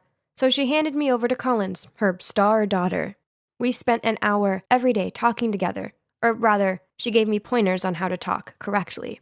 Collins said I needed to control my volume because I had a tendency to shout my words, and it wasn't very ladylike. I had to whisper at the same volume as her and also choose my words carefully to show intelligence and grace. Ugh, maybe it'd be easier if I just didn't say anything at all from now on. Aside from Collins, I didn't have a chance to get to know my other sisters, as Mom made each of us pursue a different aptitude. Then we had to perform for her on our monthly assessment. Mom's overall very gentle and caring, but too strict when it comes to training. So we all have to spend a lot of time and effort in practice. One day I was trying to make sense of the music sheet when I heard Lexi complain, Ugh, why does Mom force me on this mission impossible? So boring. What? At least ice skating is 1,000 times more fun than the piano. If only. An idea popped into my head. That night, I went to my mom and timidly said, Mom, I want to switch from piano lessons to ice skating. I can exchange with Lexi. What? No. But why? Lexi doesn't even like ice skating. Well, it's because I can see potential in each one of you, so it's impossible to switch. Frustrated, I went back to my room and began whining to Collins, but she thought that it wasn't a big deal. Mom knows what's best for us. Well, that I'm not too sure about, 'cause yet we didn't even get to go to school. As Mom said, her homeschooling was enough. While I only found her method rather strange, I've dreamed of this perfect life with an amazing mom, but Mom was never very affectionate. It didn't matter how much we studied or tried to perfect our chosen hobby. She never cuddled or praised us, not even Collins, who's the smartest girl here. I was desperate to impress Mom, so one time I spent ages making this Portuguese appetizer for her, but all she did was take one bite and say it was okay. I asked her if she didn't like me, but she just replied in a growl tone that she was helping us to have a high position in society and a bright life. But I don't need those things. I just wanted her to like me. This place is so stuffy, and the only time that I can actually breathe is when I'm on my Friday morning bread buying errand. Ugh. Then suddenly someone patted me on my shoulder, which startled me so much I dropped my stuff. Hey, it's really you. But is something wrong with you? Why the strange walk? The only thing I'm good at is buying bread, but now you've ruined it. See? Jet stooped down to pick it up for me. He was still as rude as ever, but I still found myself jealous of this free spirit off him. We used to be a perfect match at our orphanage, and quite embarrassing to admit, but I was very naughty back then, and often shoplifted with him. You could go steal some more. Remember our tricks? I have to tell you 3 things. Firstly, I've been adopted. Secondly, my adoptive family is wealthy. And finally, I'm being educated to be a noble lady, so no more stealing. That's ridiculous. I also have 3 things for you. I've been adopted too. My parents love me so much. Oh, and they're cops. We looked at each other and burst out laughing. So we were both caught, weren't we? Jet and I sat down on a nearby bench to catch up, and when I poured my heart out about my new family, he interrupted me. Sounds strange to me. Why would they only adopt teenage girls? And what are those training lessons and monthly evaluations for? Then, Jet insisted that he would investigate my adoptive family. That's silly. But anyway, it's fun to reunite with a friend, and we agreed to hang out every Friday after that. And here comes my first assessment. Of course, I couldn't even play a simple melody, so I had to study for 3 more hours every day. My sisters suffered even more. Kinsley was forced to abstain from food because she weighed 2 kilograms more than the standard. In contrast, Willow had to eat continuously at night in order to gain 5 kilograms. If it's to this extent, then it must have not been simply for the sake of the casual boasting of a mom, right? On the next Bread Friday, I told Jet about last week's assessment. He firmly stated that there was a problem with my family. I don't think so, Jet. Mom just wants the best for us. Listen, Phoebe, I think she trained you guys on purpose. Each of you has to be good at a certain subject, just like the shopping orders. Orders? Don't go too far. You know Kobe beef? Cows are made to listen to music, given beer to drink, and massaged, but in the end, you know what the outcome is. Oh no. Is that what this is? Mom always said that she would give us the best life as long as we worked hard. Were we being tested and stamped like those cows? One day, I came home to Collins excitedly packing her suitcase. Mom said she's taking me to a new school tomorrow. So Collins was leaving? But where? I'll miss you, sis. Text me when you get there? But days passed without a word from her. I asked Mom, and she said that Collins' hard work paid off, and she'd been accepted into a prestigious school, but they had a strict no phones rule. Huh, that sounded sus. So I told Jet, and he insisted I report the case. Another Friday, Jet and I met at a church near the bakery. Huh, why did he choose this boring place? I was looking around when I saw a group of schoolgirls coming out of the church. They all wore the same dull uniform, had their hair neatly tied back in a bun, and all obediently lined up. Then there I saw her. Collins? I was about to rush over to greet her, but the glare of the woman accompanying her scared me off. This was not right. I'd got to ask Collins what was going on. So I grabbed Jet's arm and went after the group. But they got into a black car and sped away. Maybe they chose this church as a place for their transactions. Smart, huh? They put everyone in school uniforms so no one would suspect them. But seeing those faces, I'm sure they're about to be sent to the black market soon. Black market? The thought alone made me shudder. I had to save Collins. I couldn't let Mom get away with this. That night, I tiptoed downstairs to eavesdrop. Okay, I'll deliver her this weekend. Correct. She's 5'7". She can ice skate, cooking and painting? Of course. I have her trained as required. You won't be disappointed. So the deal goes as planned, okay? See you on Sunday. That's it. The next delivery was Lexi. I checked her room and saw her packing her stuff, a beam of innocent happiness on her face. I quickly texted Jet, and he immediately replied, "Just wait at home calmly. Don't act without thinking. I'll figure something out." That night, I couldn't sleep a wink. I was so terrified something terrible would happen to Lexi. So early the next morning, as soon as I saw Mom and Lexi getting in the car to leave, I snuck into the trunk, lay there without making any sound, and sent Jet the location. The car took a long time to stop. Had we finally arrived at the transaction location? When it seemed safe, I carefully climbed out and saw Mom talking to a fastidious-looking middle-aged woman.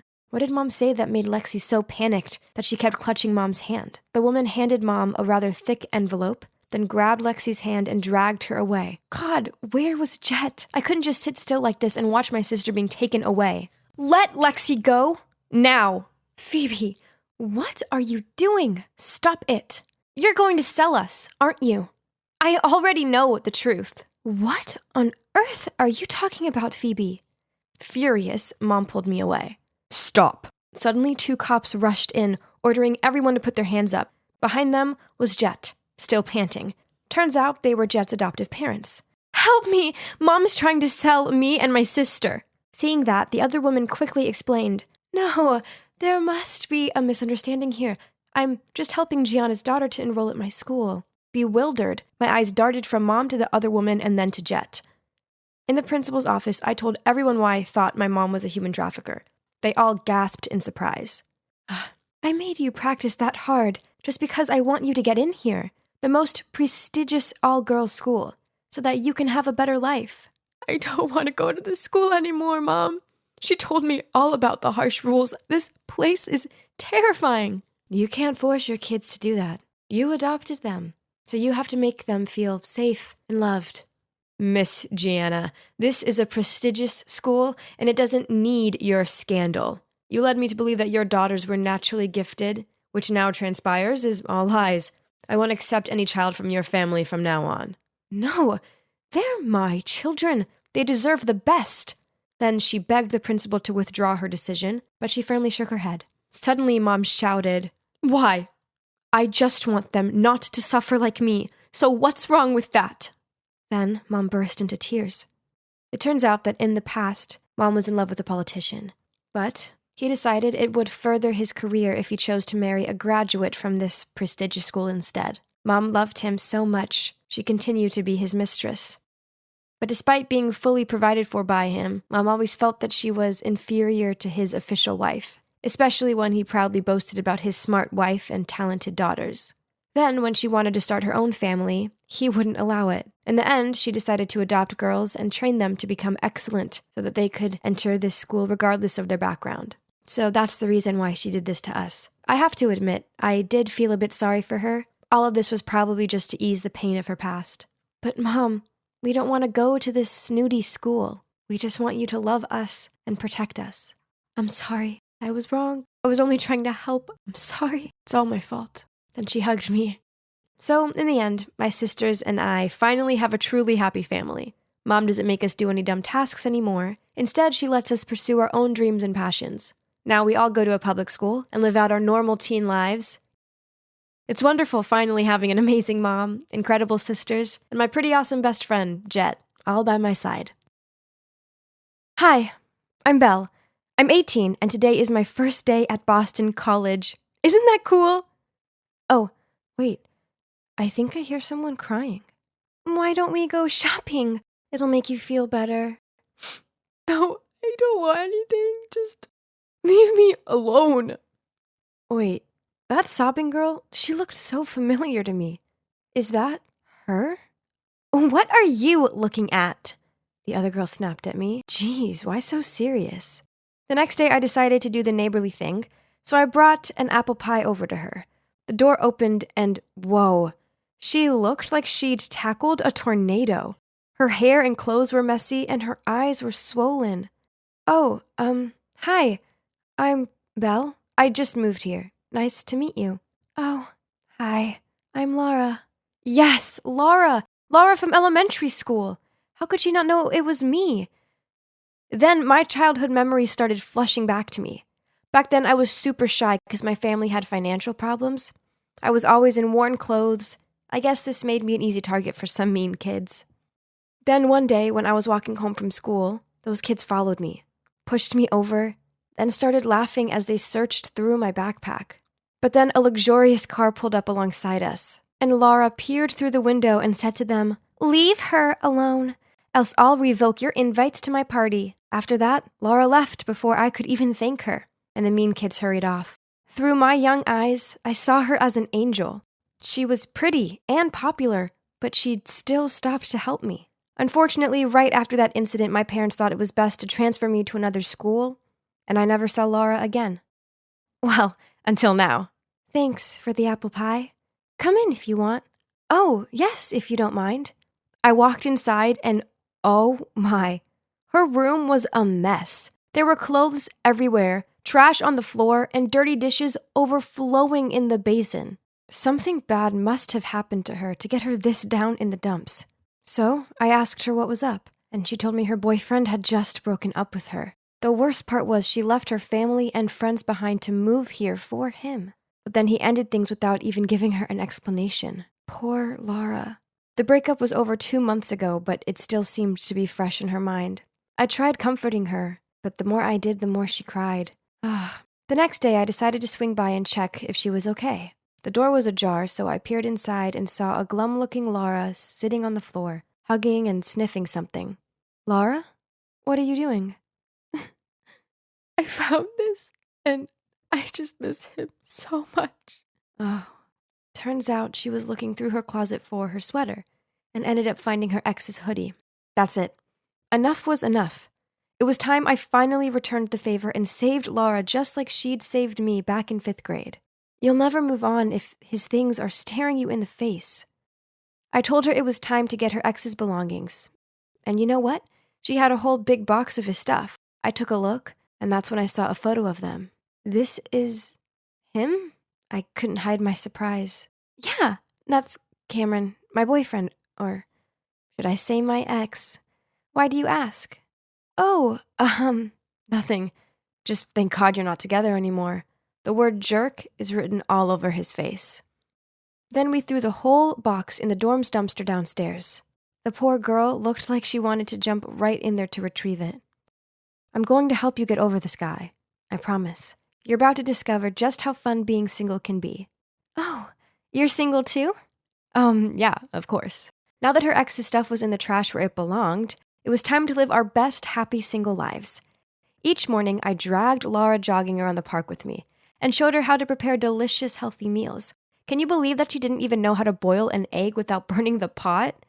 Yep, I know. It's shocking. Then one time, her basin blocked up, and she was totally freaking out. I came to the rescue with my trusted plunger and showed her how to fix it. Easy peasy. And best of all, no man was needed to save these damsels. Next, I needed to show Laura how to enjoy life because all she seemed to do was slump around her room. So, on Saturday night, I dragged her and Kayla to this really cool bar. Man, I'm thirsty.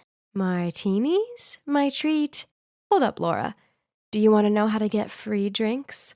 And then I told her to walk past some guys, flip her hair, and wink at them with the cutest smile on her face, and bam! Just like that, we had drinks bought for us. Laura seemed very happy with what she just accomplished, and that made me happy too. Only Kayla didn't look so thrilled about it. Maybe her martini tasted too bitter. While we were having fun, my phone suddenly rang. Oh my God. I've been longing for that call. But why now? I put it on silent and continued chatting. Why aren't you answering? Oh, it's nothing. Are you sure? Seems important. Yeah, no worries. Before I could finish my sentence, I suddenly heard someone calling Laura. Laura? Oh, Jack! Hi, it's been so long. I'm surprised to see you here. Are you alone or with friends? Before Laura could introduce us, the guy stared at me. Hey, I think I know you. Nah, I don't think we've ever met. I immediately denied it. But this guy was so insistent, he kind of made me uncomfortable, that I accidentally knocked over my glass. Then I had to make a mad dash to the bathroom to clean myself up. Anyway, that night was great. I was kind of proud of myself for proving to Laura that being single wasn't so bad after all. But then, the very next morning, disaster struck. Kayla ordered me into Laura's room, where she was curled up on her bed, holding a photo of her and Cameron. Ugh, so much for getting rid of all reminders of him. Laura sobbed out that Jack told her that Cameron was seeing someone else, and now Kayla had come up with an idea to get revenge on him. I know this hurts, but please, just ignore him and move on with your life. Pfft, what do you know? Are you on Laura's side or her jerky ex's? I just ignored Kayla and tried to talk to some sense into Laura. Thank God she seemed to listen to me and cancel the revenge plan. Oh boy, Kayla looked furious. I went back to my dorm and let out a relieved sigh. Then suddenly my phone got an incoming message. Can't wait to see you tomorrow. Okay, the truth is, I'm seeing this guy who I like loads, but I didn't want to rub Laura's face in it, so I haven't mentioned it to her. The next morning, I put on a cute dress, did my makeup, styled my hair, and excitedly stepped out of my dorm room to find stacks of trash bags in front of my door. Who on earth did this? I dragged them downstairs to put them in the dumpster, when I found all my mail in there covered in trash juice. Ew. Was this a prank or what? Whatever, I didn't have time for this. I was already late. I arrived at a gallery and saw that he was already here looking at a painting. Hey, sorry for being late. He turned around with a smile. Well, you're worth the wait, you know. Okay, please let me explain. So, yep, that's Cameron, but it's not what you think. I met him the other month as he was helping out at an event for new students. He didn't care that I wore thrift store clothes and that my sneakers weren't cool. Instead, he saw past these things and started talking to me first. So Jack was there too, which is why he sorta recognized me. I've been texting Cameron loads, and I must confess, I think I do have feelings for him. But don't get me wrong, I didn't know Laura was his ex until I saw the photo of them. Oh boy, that sure shocked me to the core.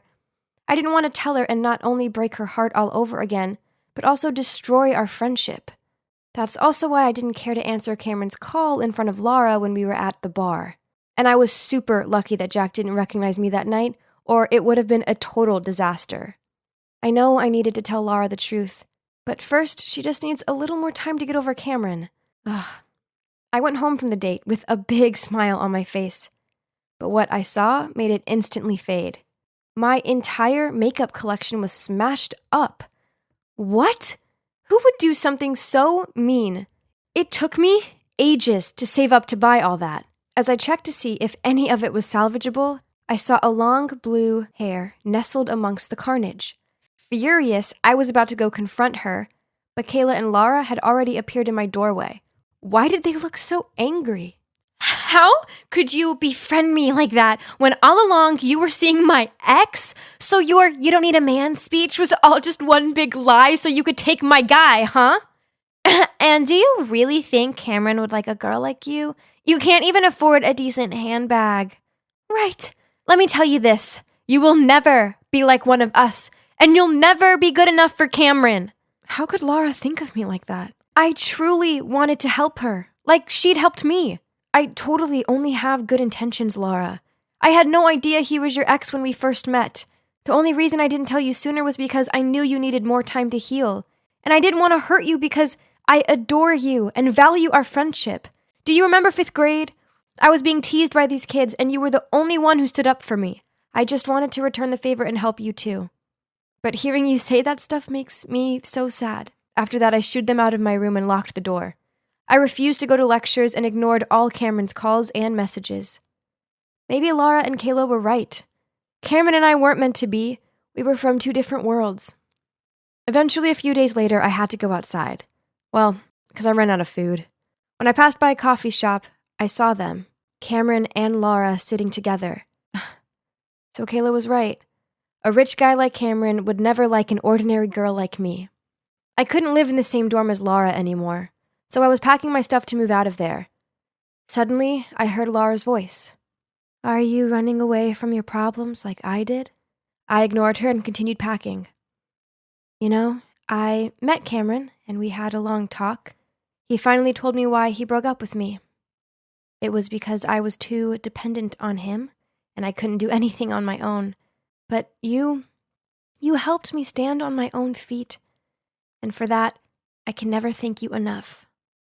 Laura, I honestly always wanted to tell you the truth.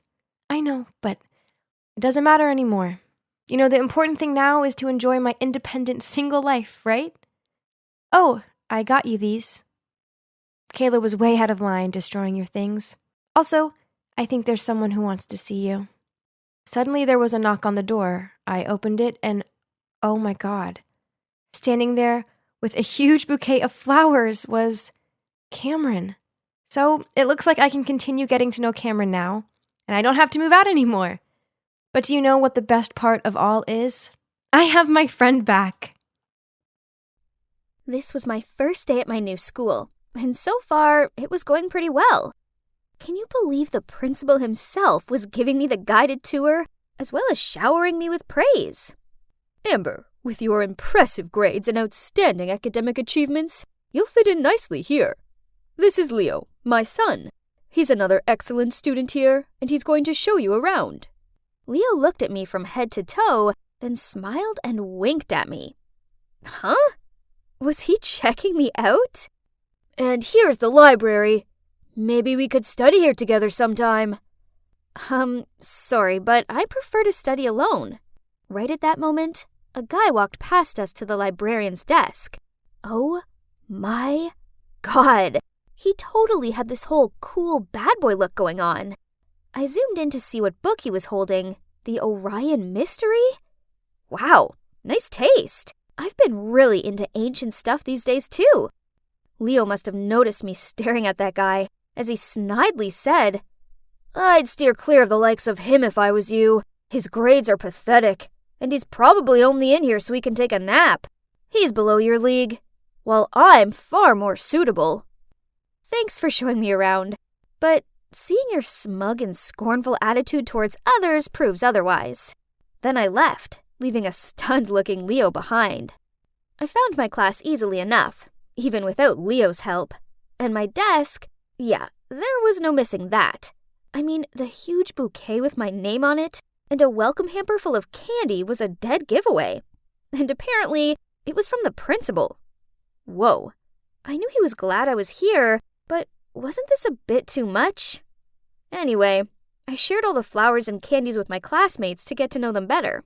So far, so good. And these two sweet girls, Jane and Ellie, walked to the canteen with me and showed me how to get the lunch tray using my student QR code. But then they pointed over to a group of students sitting next to the window and told me to go sit with them. Huh? Why can't I sit with you? You're not one of us. Then they went and joined another group. What did they mean by that? I looked around and noticed there were two menus, a delicious-looking one on the red board and a bland one on a blue board.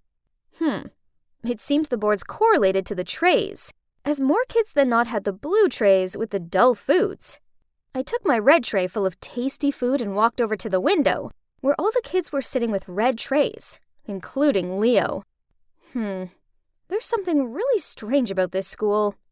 I was pretty awkward and didn't know what to do when I saw the Orion Mystery Boy walking in with a blue tray. So, without thinking, I approached him. I saw you this morning in the library. You were checking out my favorite book. So, should I return the book or what? No, I just want to make friends. Stop hanging out with this loser. A straight-A student like you should sit with us. We're different. See? This was so stupid. So I told Leo I didn't need colored trays to tell me who I could and couldn't talk to, and that I was fully capable of making my own mind up. Leo and his friends looked furious, while the Orion Mystery Boy just grinned. Suddenly, a girl in the group spoke up with a super cold tone. Don't worry, Leo. This new girl will soon figure out what losers they are. Then she signaled for the whole group to leave.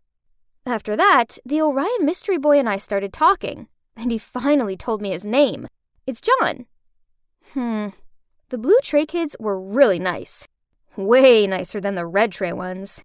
I asked John what the deal with the trays was, and he said that this school divided its students into two groups.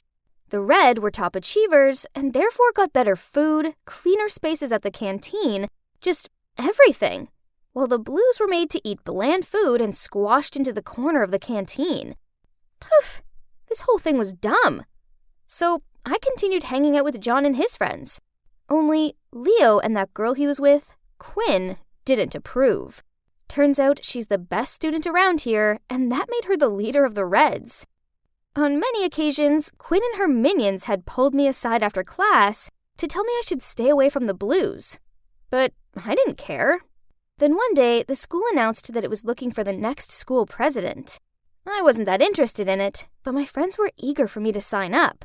If you're president, then you could make things fairer around here. Right. Better food, better tables and chairs. Please, we need you. Well, they did have a point. I really wanted them to have better things. And I suppose being school president would look good on my profile. So I signed up. But wow, I didn't think I'd be this popular. My friends completely supported me, made colorful banners, and helped me come up with catchy slogans. And you know what? In the end, I got to the final round. Whoop! Now all I had to do was beat Quinn. But then something awful happened at the school. I arrived to find a bunch of students gathered around something. I squeezed through the crowd and... oh my God. The principal's beloved portrait was covered in red paint. Then across the loudspeakers, 2 names were called to the principal's office. John's and mine. Do you two know why I've summoned you here? John and I shared confused looks. No, huh? My portrait has been vandalized, and I know that Amber, you were the last one who passed the security guard yesterday. And John, you were caught on CCTV climbing over the back gate. Can you both please explain what you were doing so late at school?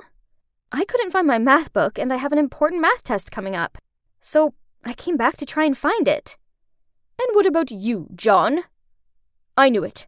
An exemplary student such as Amber would never do such a thing. But a troublemaker like you, on the other hand, you're expelled. I didn't do it. Please reconsider, sir. Please give me some time so I can find the one who's responsible. Very well. Seeing as it's you, Amber, I shall allow you 1 week to prove this boy's innocence. Ahem, or his guilt.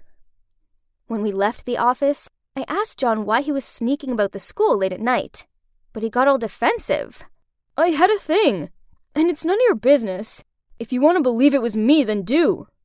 Didn't you see what I just did? I defended you. Can't you just tell me?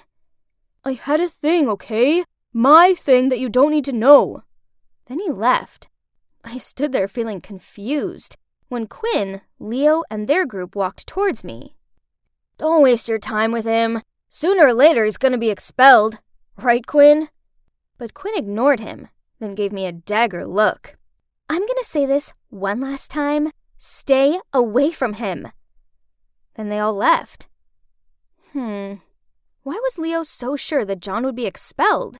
I know they all hated John, especially Quinn. Could it be that they framed him? Well, there's only one way to find out. I needed to keep a close eye on Quinn and see what she was up to. So after school, I followed Quinn all the way to the harbor. It's like she was waiting for someone. What on earth are you doing? My God, I had to press my hands over my mouth so I didn't start screaming. Turns out he noticed that I was following Quinn, so he followed me too in case I do something stupid. Suddenly, Quinn took her phone out to call someone.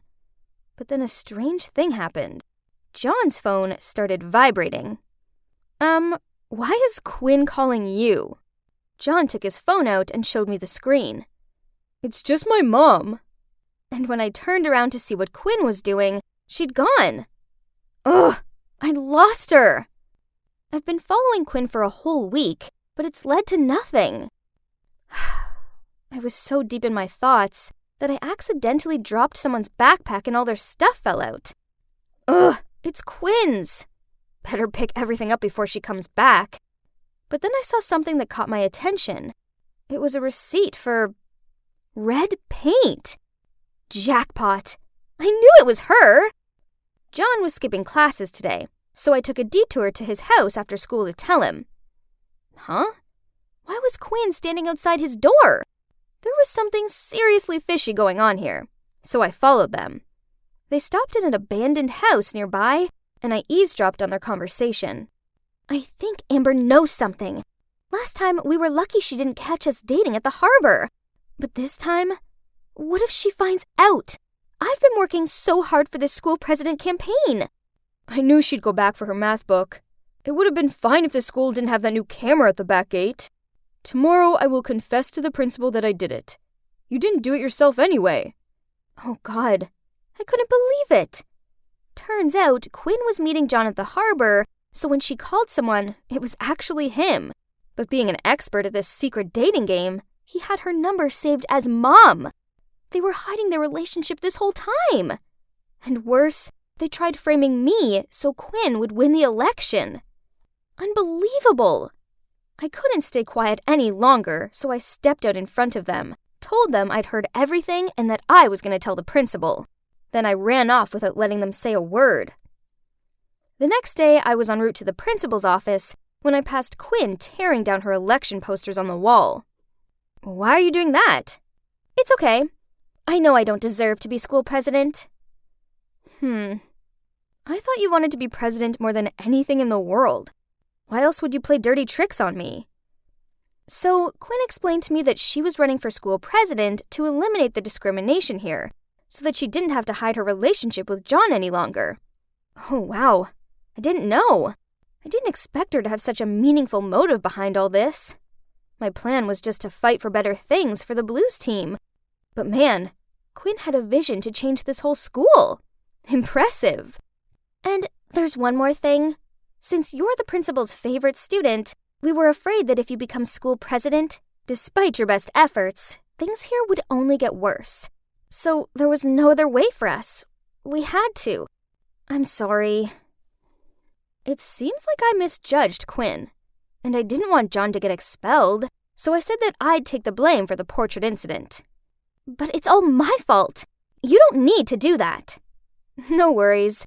I'm sure to ace the math test and win a prize for the school, so there's no way he's gonna punish me. So at recess, I was heading to the principal's office, but before I could get there, I found myself being dragged into the janitor's closet. Oh, it was John. He was feeling guilty and didn't want me to take the fall. I was about to reply to him when I heard two familiar voices in the science room next to us. It was Quinn and Leo. Oh my God, we could hear them clearly through the ventilation hole. I can't believe it worked. Amber is such a fool. There's no way she'll be allowed to run for president and victory will be mine. So, are you really going to remove the division between the two groups just to freely date your stupid boyfriend in public? Are you fooled by that too? Of course I won't. No way.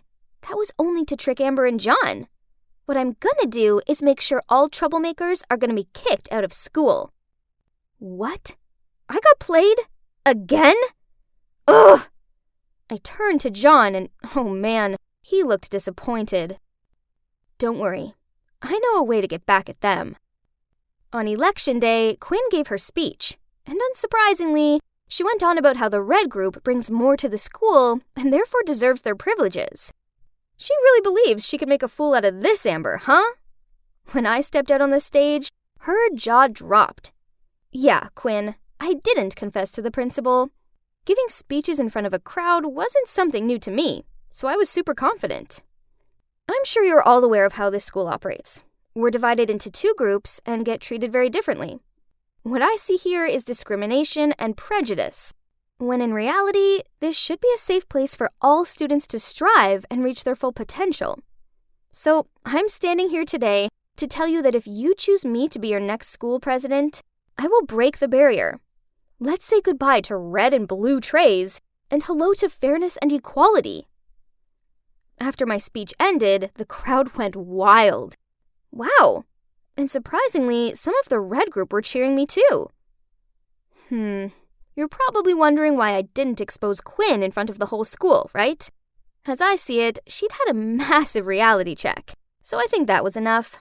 I also spotted the principal quietly sneaking off with his head down, in the midst of cheers the whole school gave me. Could you guess who won? Yeah, me of course. John came on stage and handed me flowers in front of a furious-looking Quinn. I walked towards her and whispered, "Let's see how you're gonna get rid of the troublemakers now." She just sneered at me, then stormed off the stage. Later, we heard that Quinn confessed all to the principal. Then she transferred to another school. What about me? Well, after I became school president, I stuck to my promise and began making some serious changes to the unfairness of the school. And John, did we become a couple, you ask? Oh no, we're just close friends. I was sitting in the reception with an ice pack pressed to my head, waiting for my mom to come pick me up. Ugh, that stupid rogue ball during PE! Oh, there she was, glamorous as always. She rushed over and hugged me, checking if I was okay. Then she guided me out of there and along the hallway. A group of teenage boys stopped dead and stared open-mouthed as we walked by. One even wolf whistled. Even my math teacher, who was walking out of his classroom, started readjusting his tie and waved over at us. No, those reactions weren't for me. They were for my mom. She's just too beautiful to ever be fazed by how men act around her. On the way back home, I got a message from my bestie, Minnie. "I bet men would all compete to win a date with your mom. She was like a goddess earlier." I giggled to myself. The thought of a bunch of adult men competing to win my mom's affection amused me. I couldn't understand why my mom was still single. She's gorgeous, successful, and a really kind person. And I guessed she'd enjoy having a man about the place, right? Okay, so Minnie wasn't being serious, but the more I pondered on it, the better the idea became. So I messaged her back. "Tell me more about that contest idea of yours." Then one time, when my mom was away on a business trip, I invited Minnie around. We spent all evening posting about the auditions online and handing flyers out around town. Soon, the applications came flooding in. Oh boy, some were handsome, but some, yeah, they were so not. Delete, definitely. We got everything ready to spend hours sifting through all the applicants. Gotta be strict, 'cause the chosen one had to be perfect like Prince Paris to match with a woman like my mom, whose name is actually Helen. Finally, we whittled them down to a top 10 list, and we invited them along to round 1. Fitness is important, right? Well, at least that's what Minnie says. So we set up an assault course at the local park. All the guys showed up, including Mr. Swanson, my gym teacher. Uh-oh, awkward. But hey, I suppose he was good-looking and a physically strong man. Firstly, they had to run a complete lap of the field, as stamina was important. Then they had to lift 120 pounds of weights, equal to my mom's weight. She sure needed a man who could lift her over their shoulder like they do in the movies. OMG. Watching them warming up was hilarious. One man showed up in this Lycra one-piece and started doing jumping jacks, and another guy was doing some weird karate moves. All of them completed the running section. Well, just about. But some of them struggled to lift the weights, including Mr. Swanson, who had turned bright red and was groaning. Minnie and I covered our mouths to hold back our laughs. Farewell, Mr. Swanson. That was for being mean to us in gym class. Finishing round 1, we eliminated 3 men. Too bad, as they were handsome. On to round 2. It's not all about brawn. Brains are important too. That was why Minnie and I spent 2 days noting down all the questions for our Who Wants to Be My Mom's Boyfriend quiz round. My mom deserves a man who knows everything. We set out a row of kid-sized chairs in the backyard. Then we walked along the line and fired questions at them. Suddenly, one man stood up and furiously said to the others, "Why are we letting some kids test us like this?" Then stormed off. Minnie whispered, "Not surprising, really." I saw him scratching his head at the other questions. We then eliminated those with the lowest score, leaving just 5 potentials to go through to round 3. That night, I was about to grab something to eat, and I saw my mom standing in the kitchen. She was back earlier than I thought. She was looking down at the pile of profiles on the table with in and out stamps on them. Confused, she asked me, "Zara, what is the meaning of this?" "Mom, we think you've been lonely for a long time. So, Minnie and I are doing a contest to find you a man." I gave my best puppy-eyed look. Actually, tomorrow is round 3. It'd be perfect if you could join us for the interview. Please? Mom glared at me and shook her head. But I kept insisting until she sighed and said, "Fine, I'll come." I howled with joy and hugged her. Bring on round 3, the interview stage. Minnie and I asked the questions while Mom, Queen Helen, watched from her throne. The first one, Tyler, waved over at Mom and said, "Helen, do you recognize me?" My mom just smiled politely. Turned out, Tyler had a big crush on my mom since they were both in high school. Then when Minnie asked him to show us his talent, he ignored her and said to Mom, "Oh, Helen, I've never stopped loving you. You remember back then when we—" I shouted out, interrupting him. "Not impressive enough. Next!" The second one stepped in. Simon. Ooh, he was wearing a suit and seemed like a gentleman. "Maybe you don't recognize me," Simon spoke up. My mom's smile disappeared. "I'm Simon, the head of the engineering department in our company." Simon must have had a crush on my mom for a long time, but she sure didn't even know he existed. His talent performance was to help fix 2 faulty computers in my house. Useful, but honestly, it wasn't rocking enough. Plus, him being my mom's colleague was awkward. Duh! As soon as the third one, James, walked in, Mom sat up with a surprise. "Helen, I miss you so much," he sincerely said. Mom immediately motioned me to eliminate him, then got up and went inside. It was revealed that James was her ex-boyfriend from their college days. Okay, creep. Oh well, 2 guys left. The next one was so dreamy. He looked like he belonged in a boy band. Minnie and I clasped hands excitedly. "Hi, I'm Daniel. Nice to meet you, ladies." Daniel's smile totally melted Minnie and I. "I don't know if you ladies know, but I live on this street." Seriously? How did I not know a handsome neighbor like this? He then took out his guitar and played a song. OMG, this guy deserves straight A's. But he was only 21 years old. That was way younger than my mom. Andy was the last one of all. Very handsome and sweet. For his talent, he'd make us cupcakes. "These lovely little ones are specially made for you, lovely ladies." He smiled. Oh, how charming. In the end, Minnie and I sat together and discussed our options. Well, the result was quite obvious. I excitedly announced, "We've made our decision. My new daddy, the chosen Prince Paris to my mom Helen, the champion is Andy!" He looked chuffed and grinned over at my mom. Still, my mom maintained that polite smile and remained silent. Yay! This was great! I finally had a father. Moreover, this one makes awesome food. I couldn't wait for their first date. Eek! Now let me tell you, the date went amazingly. Andy took my mom and I to this fancy restaurant in town. He pulled the chairs out for us, ordered food he thought we'd like, then he started serving us the coolest stories ever. He really is a gentleman. If I had a boyfriend, I would want one like him.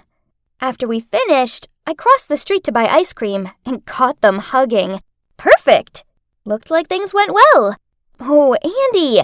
I could already imagine the life where he was family. That night, Mom sat down next to me while I was texting and watching TV. "Zara, I'm glad to see you had fun these past few days." I hummed, still texting. "But did it ever cross your mind that what you did was for you and not for me?" Excuse me? I worked hard to make her happy, and she could say that to me? I took my eyes off the phone and stared at her. "Sweetie, you only picked the man you liked the best. It's your choice, not mine. I appreciate what you did, but relationships are not that simple." I tearfully raised my phone and shook it, saying that I already invited Andy over at the weekend to teach me how to cook. Mom smiled. "No problem. Andy and I already talked and decided to stay friends. So this weekend's plan remains the same." I lowered my head and apologized to her. Mom was right. I'd picked my favorite without considering her feelings. But yeah, it wasn't all bad, as after that, Andy kept coming over most weekends. Took me to go buy groceries with him, and then cooked for us.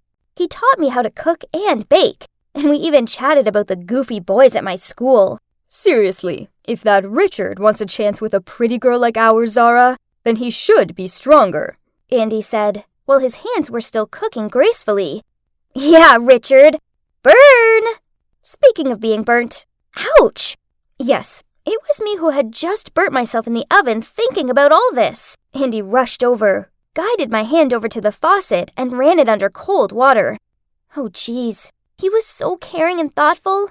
Unlike those childish guys my age. Soon it was my sweet 16th. And of course, Andy was the chef for dinner. Mum and Minnie just had to light up the birthday candles. Then, as I watched Andy through the candlelight, I knew I couldn't lie to myself anymore. I was in love with him. I spent days planning for the best confession to him. Only, before I could tell him how I felt, Mum told me, Andy just called me and said he'd been offered the head chef job in New York. He's leaving next week. What? No! Why? It was Andy, the first love of my life. That was so unfair. We didn't get any chance to see him until the day he boarded. Mum and I went to the airport to see him off. I couldn't bear watching him go, so I glued my eyes on the floor while he was still excitedly chatting with my mom. Zara, use what I taught you to take good care of your mother, okay? Andy winked and patted my head. I couldn't help myself any longer. I burst into tears, hugged him, and sobbed out, Andy, I love you. Please don't go. Don't leave me. I can't live without you. For a moment, the whole airport, including my mom, was stunned. All eyes were on me. Andy immediately pushed me away, clearing his throat, and said, Zara, you're a lovely, pretty, sweet girl. You will find a suitable boyfriend. Then he turned to Mum. Best wishes to you both. Bye, Helen. Bye, Zara. And I watched him walk away with tears streaming down on my face.